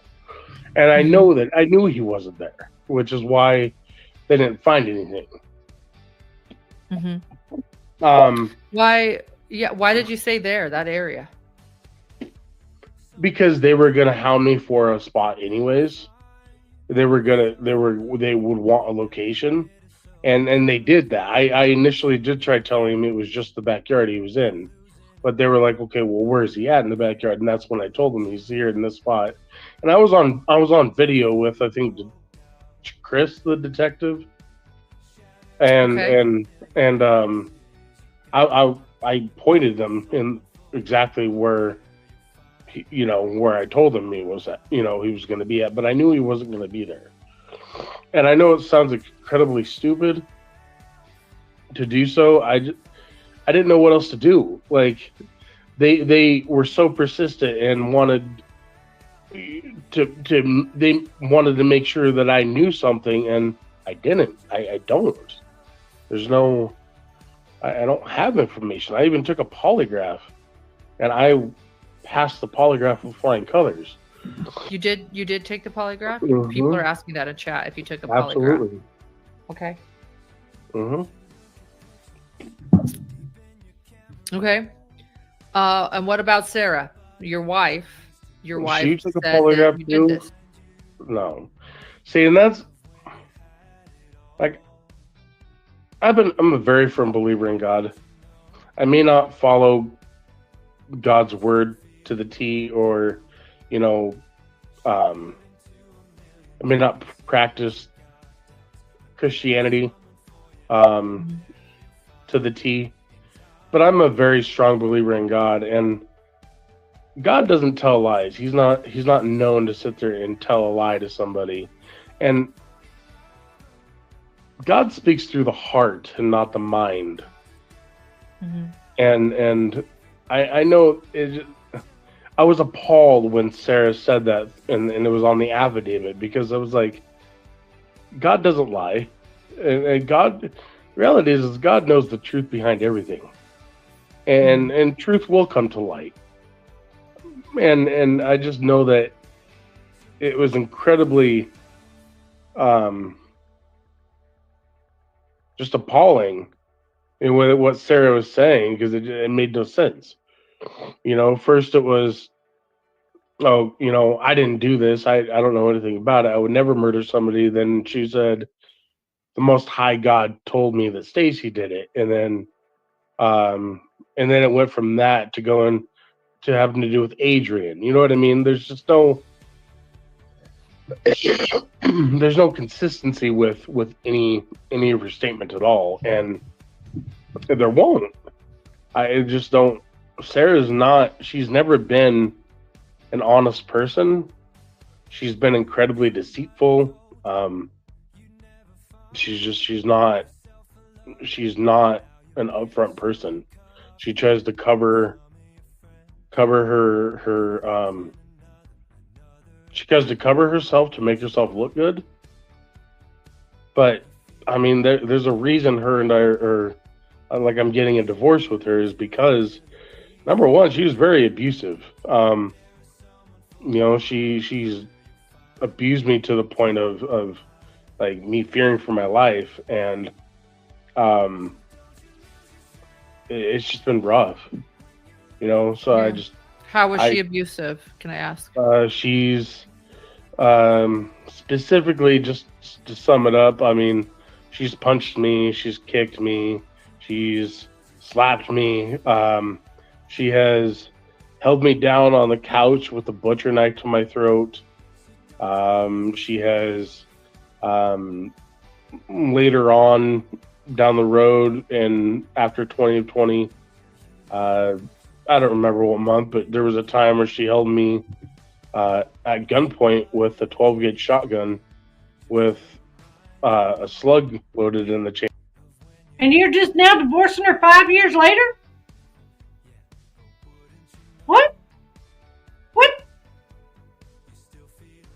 We'll come back to him. Not in this, because this podcast is going so slow, I'm about to fall asleep. I'm sorry. But they were talking about Sarah being in jail.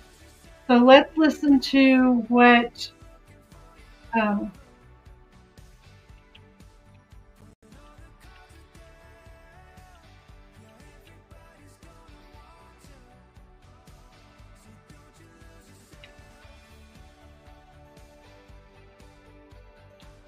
News Channel 7 has to say about Sarah's arraignment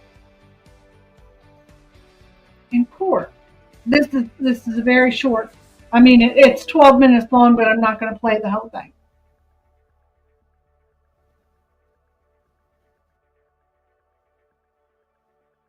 Let me present it. Present screen, please. Now y'all can see it.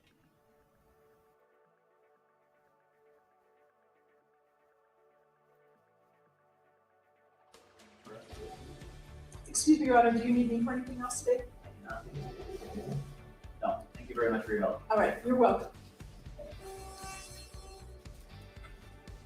Are you Sarah Wandra? Ma'am, can you hear me? I need you to move in a little closer to the mic. I'm unable to hear you. No, I'm Stacy Wandra. Okay. You're Stacy Wandra? You're Sarah. Okay, thank you. Okay, why would she tell the judge that she was Stacy? And then turn around and tell him, no, I'm still Sarah? Something don't sound right in that courtroom. Ms. Wandra, in this case, which is CR 38221769, you are charged with having violated the law in one count. It is alleged that you did on or about the 12th day of November. Yes, just RN, thank you for being here. Yeah, I don't know. They said that she was mentally unfit to stand trial. And it took like 3 months, I think it was, before she was actually able to stand trial on this. November of this year, here in the state of Idaho, fail to notify the coroner of a death, the death of Michael Vaughan, with the intent to prevent the discovery of the manner of death.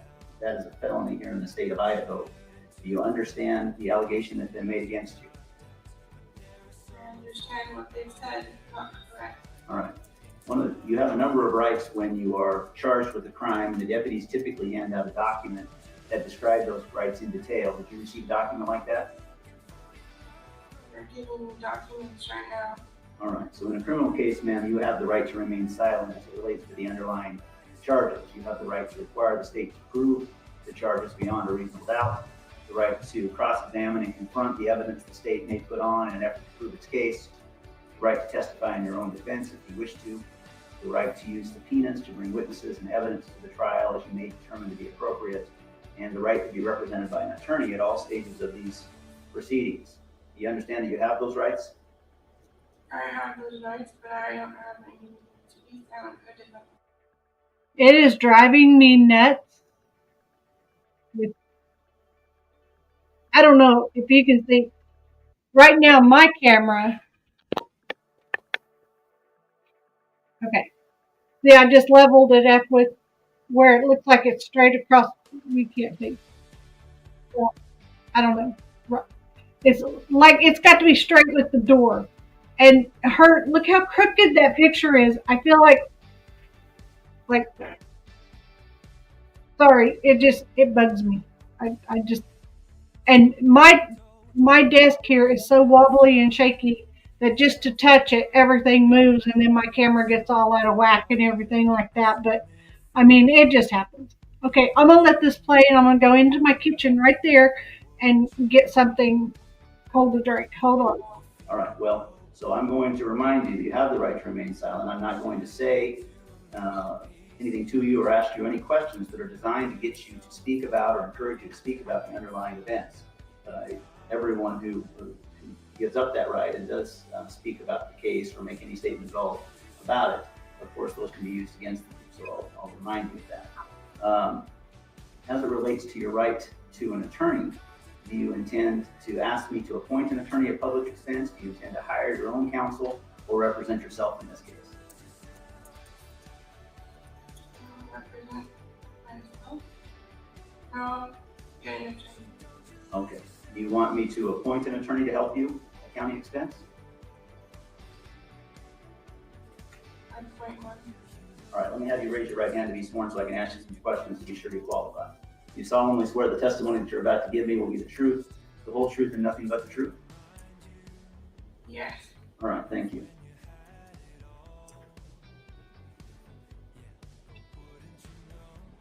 Ms. Wandra, what is your current physical address?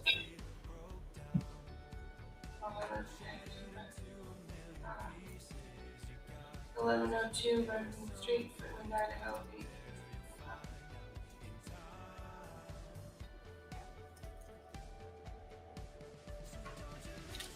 Current telephone number? No, scratch that. I'm not going to ask you about that right now. Who is your current employer?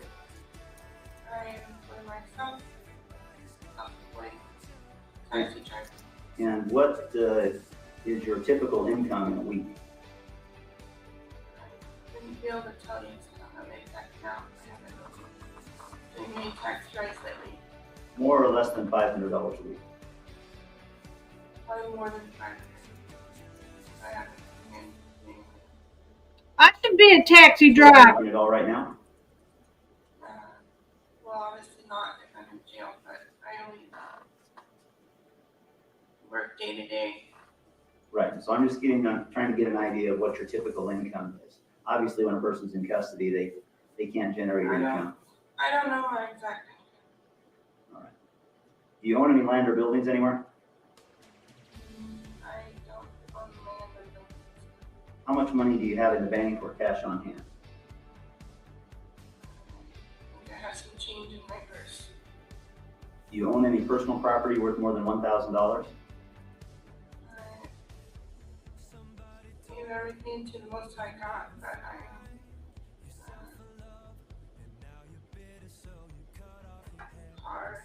car, partially car.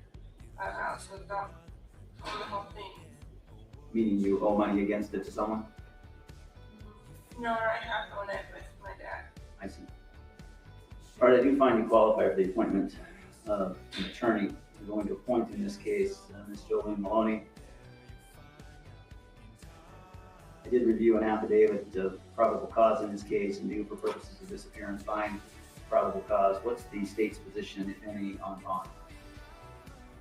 Your Honor, the state is asking for a relatively high bond.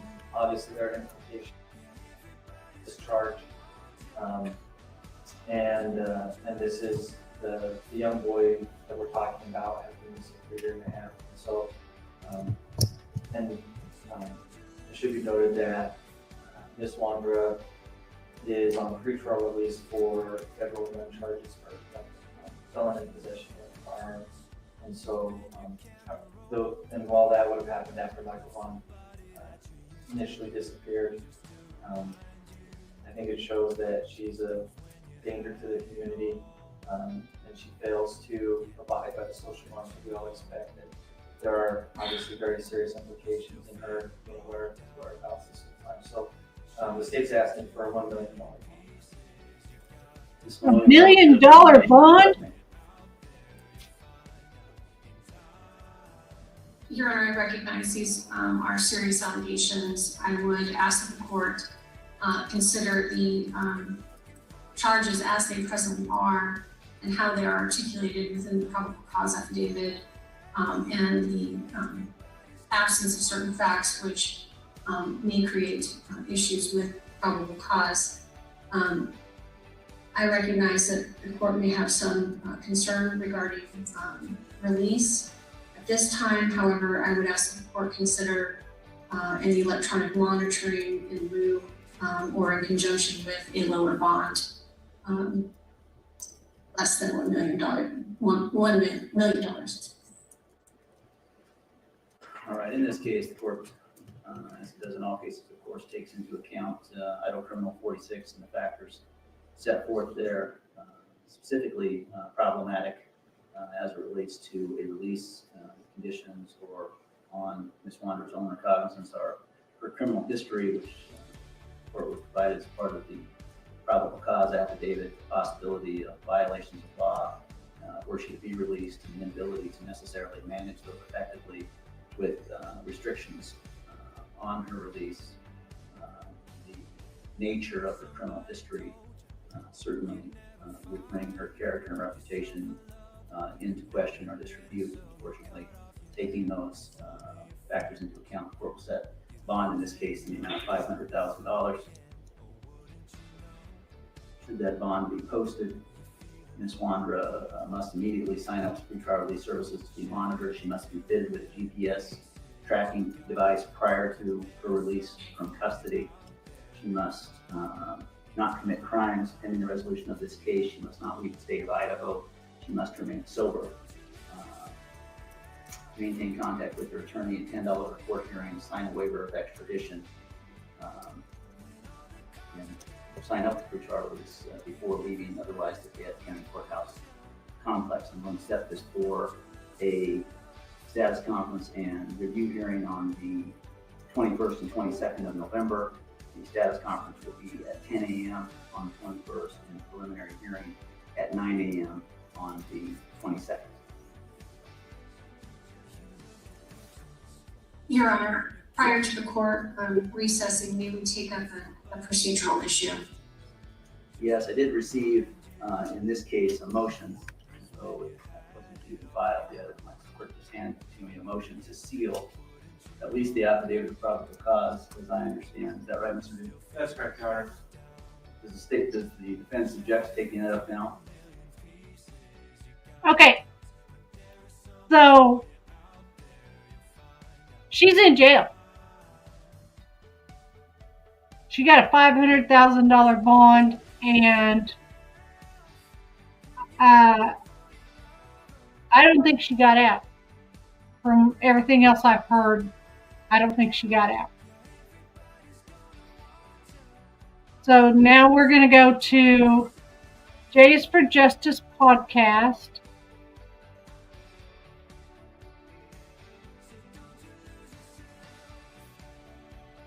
Oh, I better give credit to Jays for Justice. I don't follow her, but she did have a little bit of good information on this case.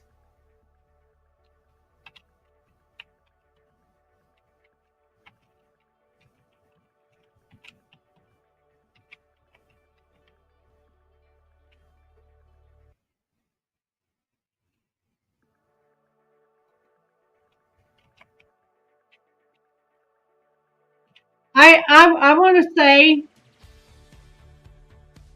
that this podcast went out before there was a green team and a blue team on the Sebastian Rogers case.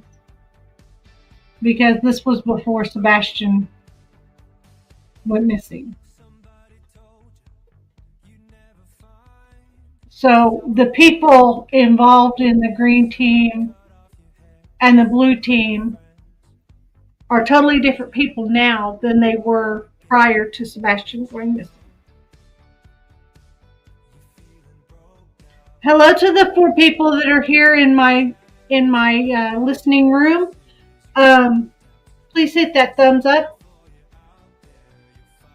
And as you can see, I do not subscribe to this channel. The subscribe button has not been hit. And so I'm going to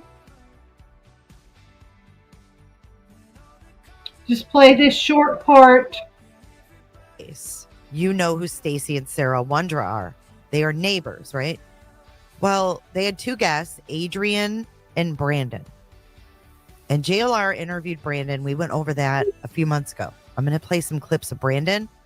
And then the breaking news is that we have Stacy Wondra speaking to the news himself to clear his name.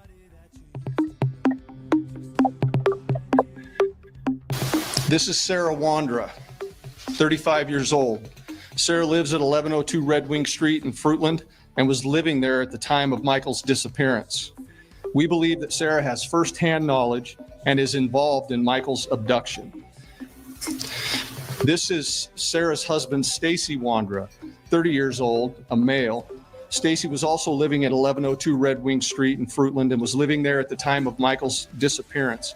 We believe that Stacy has firsthand knowledge and is involved in the abduction of Michael Vaughan. This is Brandon Shirtliff, 30 years old, of Kuna, Idaho.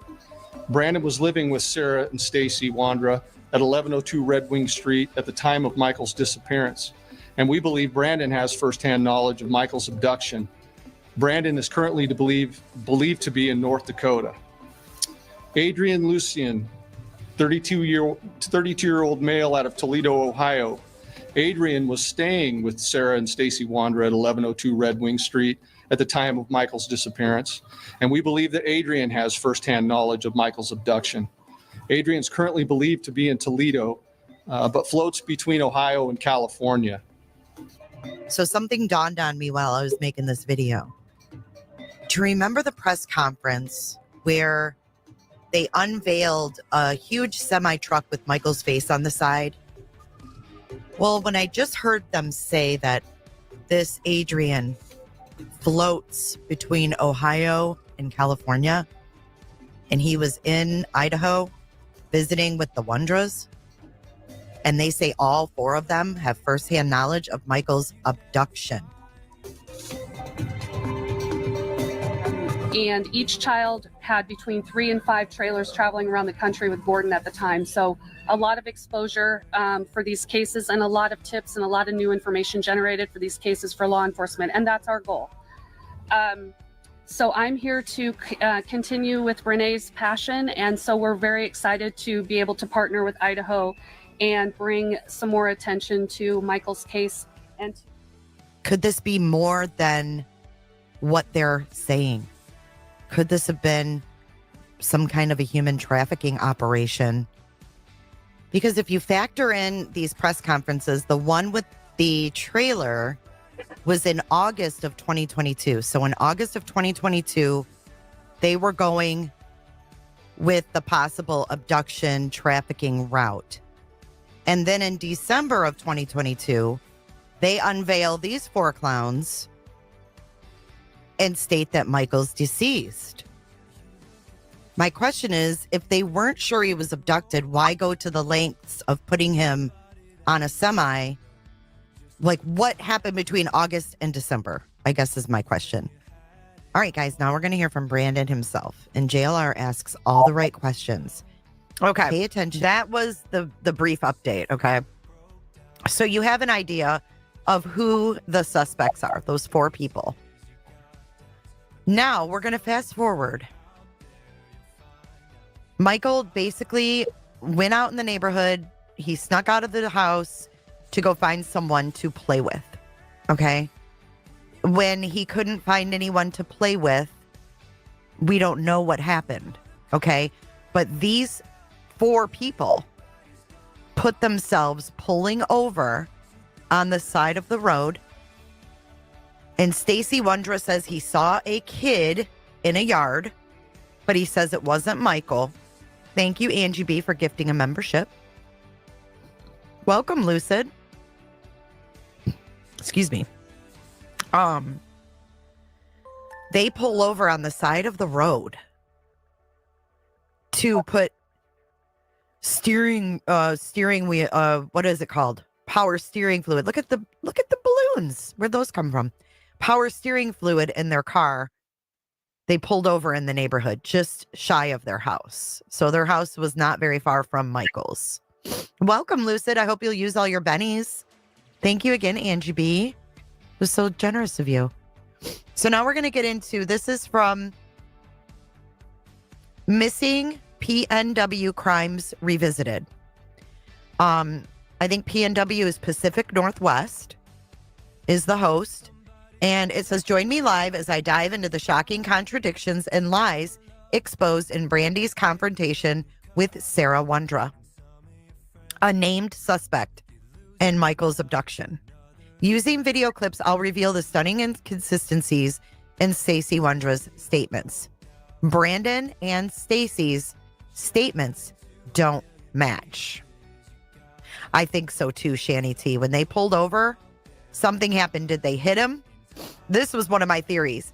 Did they hit him and then hide it because they're running drugs? Like they're doing something illegal? Hey, Steph. Hey, Sin. Good to see you. Like, were they doing something illegal and they, like, did Michael run in front of their vehicle and they couldn't call 911 because they're shady? I don't know. But this Missing PNW is going to walk us through. Hey, Potato. Is going to walk us through some of the inconsistencies. And then she's going to bring Brandy and Stacy. Brandy is Michael's mom and Stacy face to face. Like, I've never seen a mother confront the suspect in her child's abduction. Like, I've never seen that. And it was hard to watch, but also you want to watch because you want Michael found. You know what I mean? So let's get into it. This is really eye-opening. The search for Michael Vaughan continues. Michael went missing from his neighborhood in Fruitland in July of 20. The search for Michael Vaughan continues. Michael went missing from his neighborhood in Fruitland in July of 2021. He was just 5 years old at the time. Law enforcement has spent the last year and a half investigating. But the Fruitland police chief says a credible tip led investigators to a home near Michael's neighborhood this weekend. Crews are back out in Fruitland today searching for Michael Vaughan. Police believe his remains are in the backyard of a Fruitland home, and today is the 6th day crews are excavating the yard. Crews could be at the house on Red Wing Street for another week. This house is just 4 minutes from the Vaughn's home. As you know, from the time Michael went missing, this has been... So they dug up their yard, the Wondra's yard, and they did not find anything. There was a scent, I guess, of Michael, but when they excavated the backyard, nothing. An all-hands-on-deck investigation, and it remains very active and an ongoing investigation. You can't take one of our most precious citizens from us and ever expect us to stop. During the course of this investigation to date, we received credible information that the remains of Michael Vaughan could be found in the backyard at 1102 Red Wing Street in Fruitland. As a result, the Fruitland Police Department obtained a search warrant for the residence along with the front and backyards. That search warrant was served on November 11th. It was a Friday. We served that late in the evening. Upon entry, officers encountered Sarah Wandra, one of the known occupants of the home, and Sarah was subsequently arrested based on probable cause that she had knowledge of Michael's death and failed to report that death to law enforcement. The following day, the Fruitland Police Department, joined by the Idaho State Police, the Idaho Mountain Search and Rescue, the Fruitland Fire Department, and the Fruitland Public Works Department, began a very methodical excavation of the backyard of the Wandra's home. During that excavation process, the Idaho Mountain Search and Rescue, Mountain States detection dogs deployed multiple certified human remains detection dogs on the property, all of them alerting to the presence of human remains. Did you guys see that post? Oh, wow. Mountain States detection dogs deployed multiple certified... They were cadaver dogs that hit, not scent dogs. Thank you, Callie. I wasn't sure about that. Thank you. So Stacy Wondra updated his profile picture July 31st of 2021 to little Michael. Wow, I never saw that before. Oh, that's Stacy. And then look at detection dogs on the property. He did it again on July 28th. He shared an article. Fruitland Boy 5 missing since Tuesday night. Oh, that's creepy. Property. All of them alerting to the presence of human remains. Ground penetrating radar was also used and deployed, detecting anomalies in the backyard. We completed the excavation of the entire backyard and removed over 250 yards of dirt. Prior to backfilling the yard, the dirt was meticulously sifted for any potential human remains. We did not find Michael's remains. Although the remains of Michael Vaughan were not recovered, we strongly believe, based on evidence, that Michael was abducted and is deceased, and that his remains were buried and later moved from the property. As of today, the whereabouts of his remains are unknown. However, the investigation is active, fluid, and ongoing. Once the excavation was complete, we conducted a thorough search of the Wandra's residence. The search was productive, and additional investigative evidence was recovered and is currently being processed. Evidence suggests that the following individuals who are currently in custody are involved in the abduction of Michael Vaughan. Sarah Wandra, 35 years old. Sarah lives at 1102 Red Wing Street in Fruitland and was living there at the time of Michael's disappearance. We believe that Sarah has firsthand knowledge and is involved in Michael's abduction. Sarah Wandra is currently being held at the Payette County Jail for failing to report a death to law enforcement. And Stacy Wandra, 30 years old, a male. Stacy was also living at 1102 Red Wing Street in Fruitland and was living there at the time of Michael's disappearance. We believe that Stacy has firsthand knowledge. Okay. That tells us that they think they know who is responsible.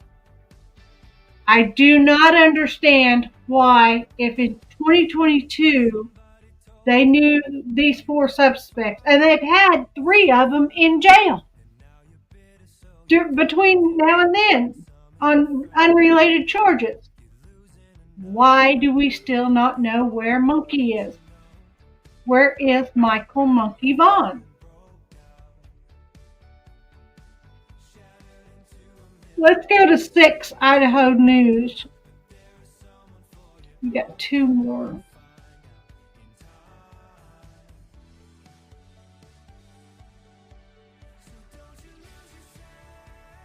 All right. Reddit.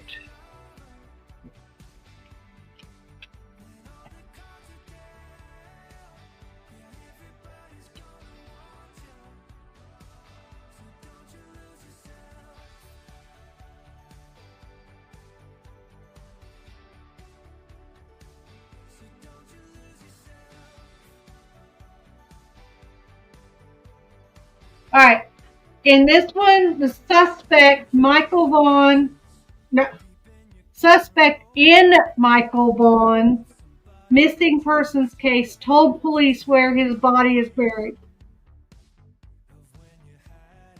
And this goes back to what that other interview we were watching, where crime lies or whatever,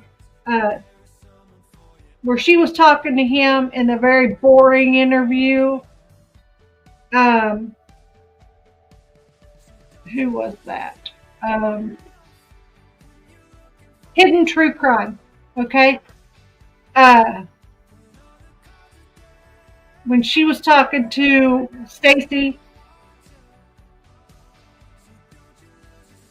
about where Monkey was. So now let's listen to what the Channel 6 News says about it. Reporter Brady Caskey with the body cam footage showing Stacy Wandra explained to officers where to find the body in his Fruitland backyard, walking distance from where Monkey was last seen. That's literally the place that he was buried. It's a case we've been covering for you since he went missing.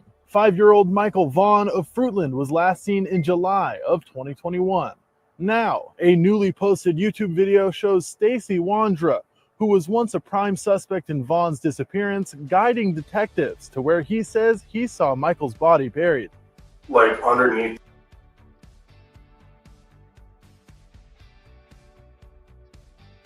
This is Clutched in Pearl. I better give credit to the proper person because Clutched in Pearls is across the front of this.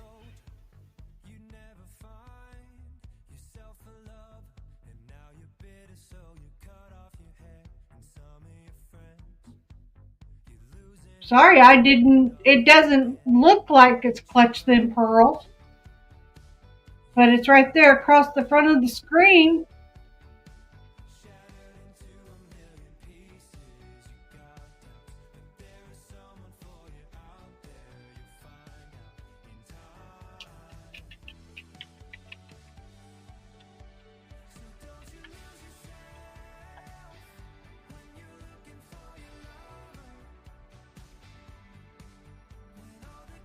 I am so sorry.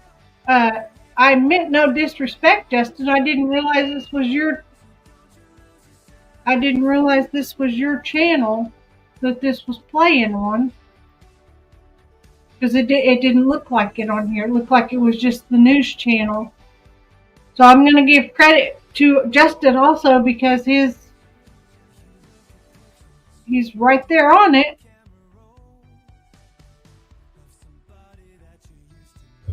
It's a dirt mound area. And about where he's standing? Yeah, a little bit less, like closer to the house. At the time, Wandra was incarcerated in Washington County on unrelated charges. The body cam video posted to YouTube on Wednesday is stamped as November 12th, 2022, the same day authorities began to dig up and search the Wandra's yard. You're 10,000,000,000% positive he was back here in this backyard. Yes. As Idaho News 6 previously reported, a quote, credible tip led investigators to dig up the Wandra's backyard, located just walking distance from where Monkey was last seen. You're the one that brought us here. Yeah. And so that's why we don't want to leave here. Yeah. Unless we have Michael. But after more than a week of searching, no human remains were found. It just doesn't make sense why he's not. He's not in the area that you guys are digging in. In the body cam video, Wandra says it was his wife, Sarah, who buried Michael. Like I said, Sarah, could have done something with it when I wasn't home.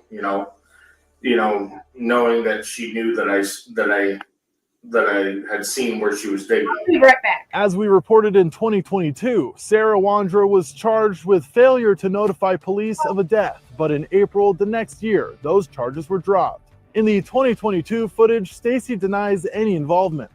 Yeah, no.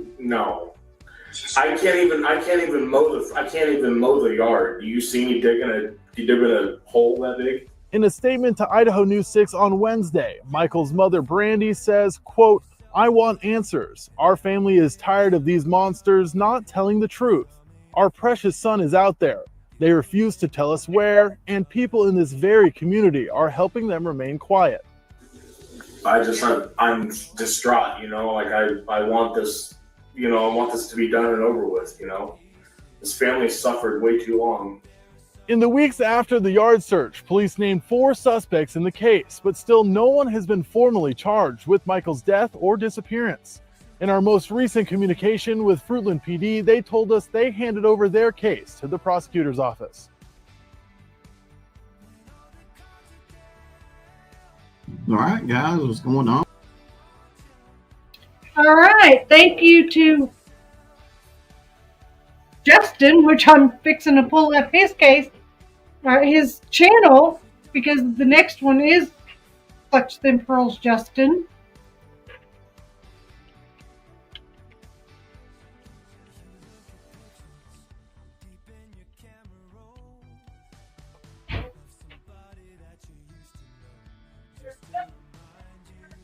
Just take it out, please.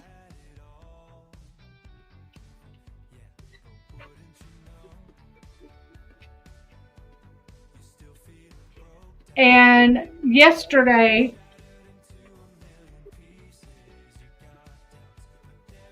the third suspect was arrested in conjunction with this case. And Justin has it on video. Oh, I got it.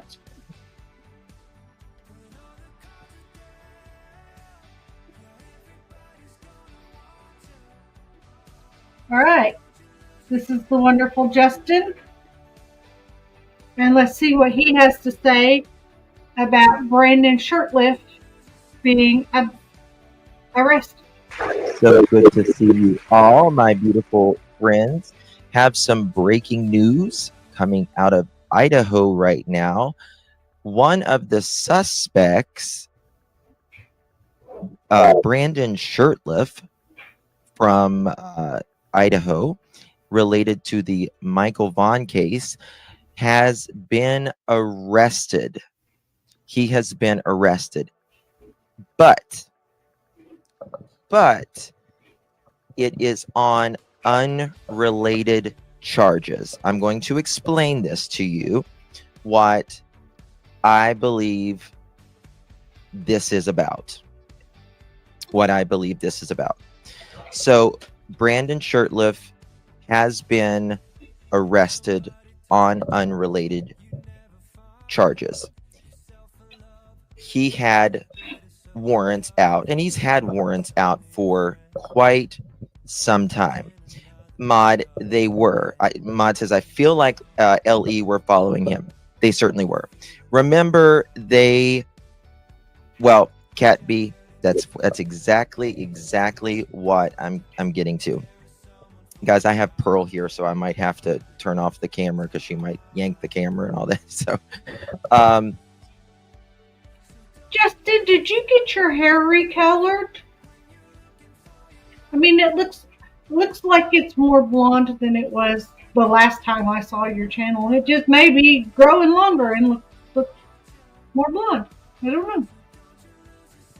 But they remember we did the live the other day, and they said he had 48 hours to make the deal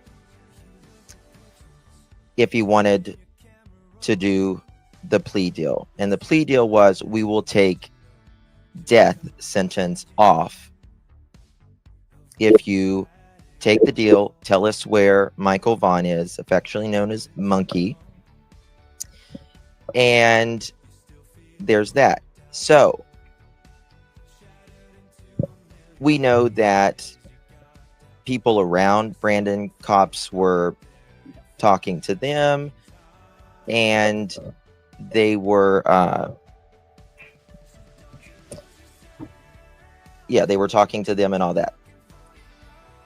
So they picked Brandon up on his warrant. Now, in my opinion, the reason they picked him up on this is because Brandon is a runner. Brandon likes to run. He likes to go out of state and all of that. So while they knew where he was, they picked him up on it. So they can keep him up in that clink until they get ready to press the charges for Michael Vaughan.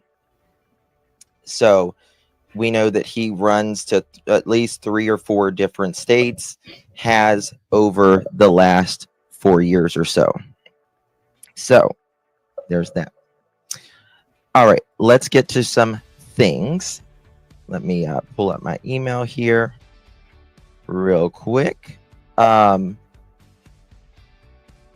ICU, did you get that email or that text I sent you? Did you send it to my email?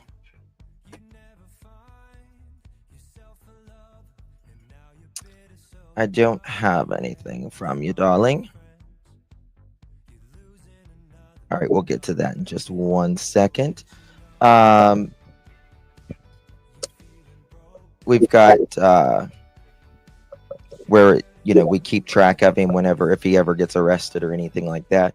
Also, I think PNW, yep, she put out a video. Let me give PNW some credit here. Guys, follow PNW. I know a lot of you guys did the other day when I asked you guys to sub up to her. She is such an underrated channel, in my opinion. She is so good on this case, and she's just continually been on Michael's case. Do me a favor, y'all. Hit that thumbs up button. Would greatly appreciate it.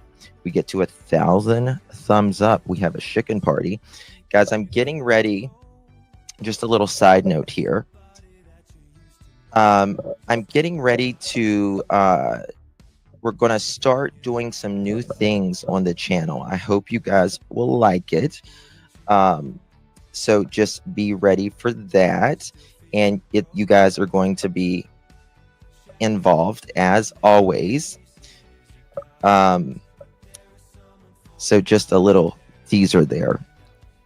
In about a week or so, I still have to refresh your phone. I sent it again. I'm on my computer. You sent it to the All Justice for you. Let me just make sure. Bear with me 1 second as I check this. Okay, now I got it. Now I got it. Thank you so very much. All right. So here we go.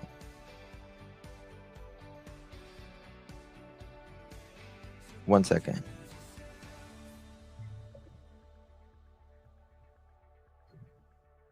I wish I knew how to do that background. Okay, here we go. That.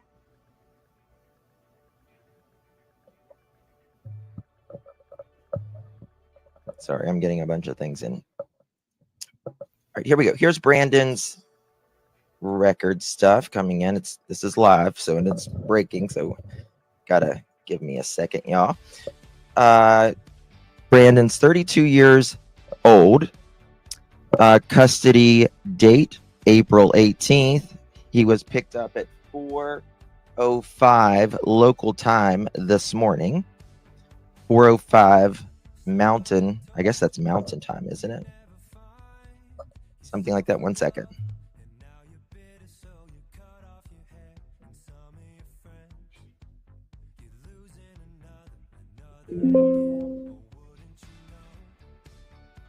All right, sorry about that. So here we go. And in custody, scheduled release date, it says April 21st, 2025. I would just about bet you, in my opinion, that he will not be released on the 21st. They may be trying to get him in there to wear him down, perhaps as well. You know, they have their tactics, whatever they have to do to get him to talk as well. Yes, it is time to start talking. This is the first time that I'm aware of him being arrested in the past 4 years. Now, over the last 4 years, Stacy and Sarah have been in and out of jail a lot of the time. Particularly Sarah. Stacy's been out a little bit more than Sarah, but they go in and out all the time. He is in Idaho. Yeah. And let's see here. He's got, what did they pick him up on? Driving careless. Or reckless kind of thing. Controlled, sorry, this was from 7/5/2024. Driving careless, inattentive. Also driving inattentive or careless. Controlled substance marijuana possession. He pled not guilty. Also drug paraphernalia or possession with intent to deliver. And all of that. He only had like a $300 fee on that. Let's see here. Complete. He had 16 hours of, what was it? 16 hours. Whoops. 1 second. Of community service.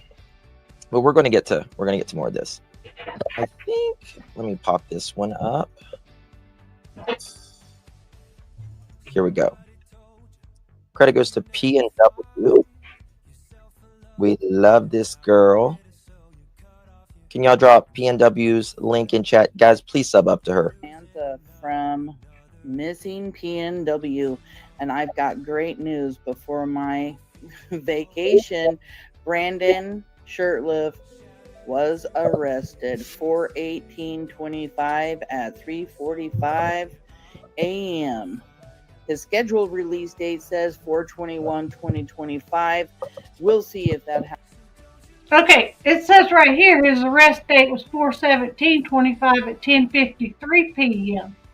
That's not what she said.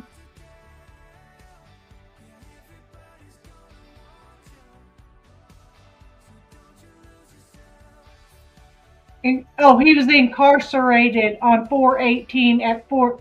Okay, so he was arrested in and he was booked in then. Okay, I got it. I'm sorry.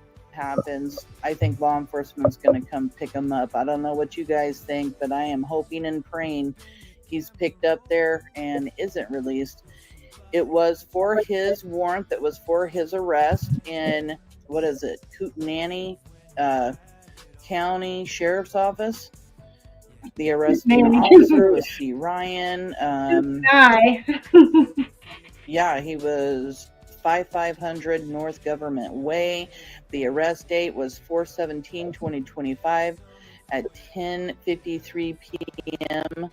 So it actually looks like the incarceration happened late last night. The offense description here is driving inattentive or careless. So it sounds like he was driving a little bit erratic or something, speeding, I'm not sure. But Brandon Shirtliff is in jail. Hallelujah. I'm going to enjoy my vacation so much more knowing he is behind bars. I hope everybody... Yes, Samantha. That's a great way to start your vacation, Samantha, because you've definitely worked so hard. Yes. Yep. Same place as Coburger. Now, Brandon has obviously, or allegedly, not obviously, but allegedly rather, had, suffered with substance issues over the so many years. And, you know, from what I understand, that kind of comes and goes with him. But I think someone would have to be out of their mind or on drugs and out of their mind to do something as heinous as unaliving a 5-year-old, abducting, murdering, and concealing a 5-year-old child. So remember what is alleged, what role he took place, what role he is alleged to have taken place, which was, if you were here the other day, trigger warning, he was the one that allegedly took Michael into his mother's home while she was on vacation, along with Sarah and Stacy, and put a garbage bag over Michael Vaughan's head until he got my lipstick, until he could no longer sustain life. I did not know that. You've got to be, and let me tell you something. He's a father. Yes, Bear. He's a father. And he was around so many kids. So many kids. No, ma'am. Come on, get in the pouchy. Get in the pouchy. I want to keep my camera on for our viewers, your aunties and uncles. Okay? So he should not be a father. He should not be. Well, listen, the justice system's coming. Justice is coming. And Brandon, while you're in there, what you need to do is tell where Michael is. Brandy is very, very, very sick. Yes. Okay.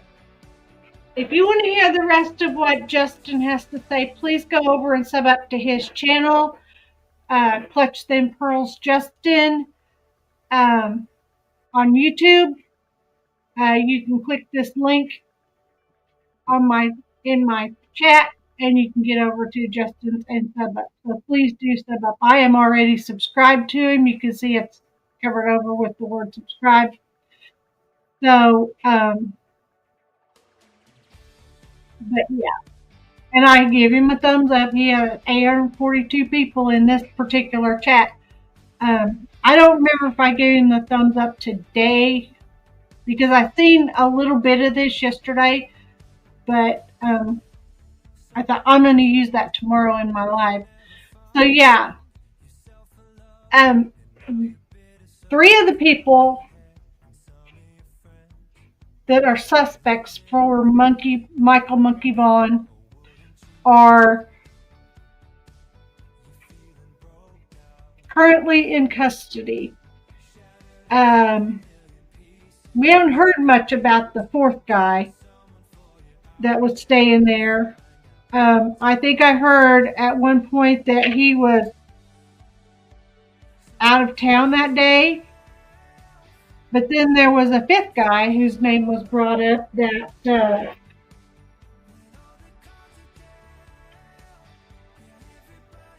Cesar Baruto. He was the white guy. I think the Adrian Lucene was the colored Mexican guy. I don't know what nationality he was.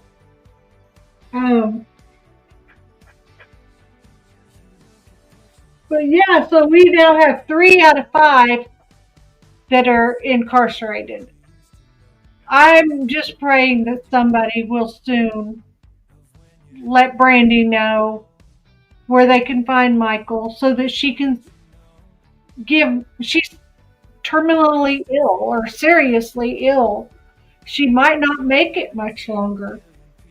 And she needs to be able to give her love to her son if it's close to her time. I pray it's not. But at any rate, she needs to give her love to her son. Let Monkey come home for Easter. Thank you for being here.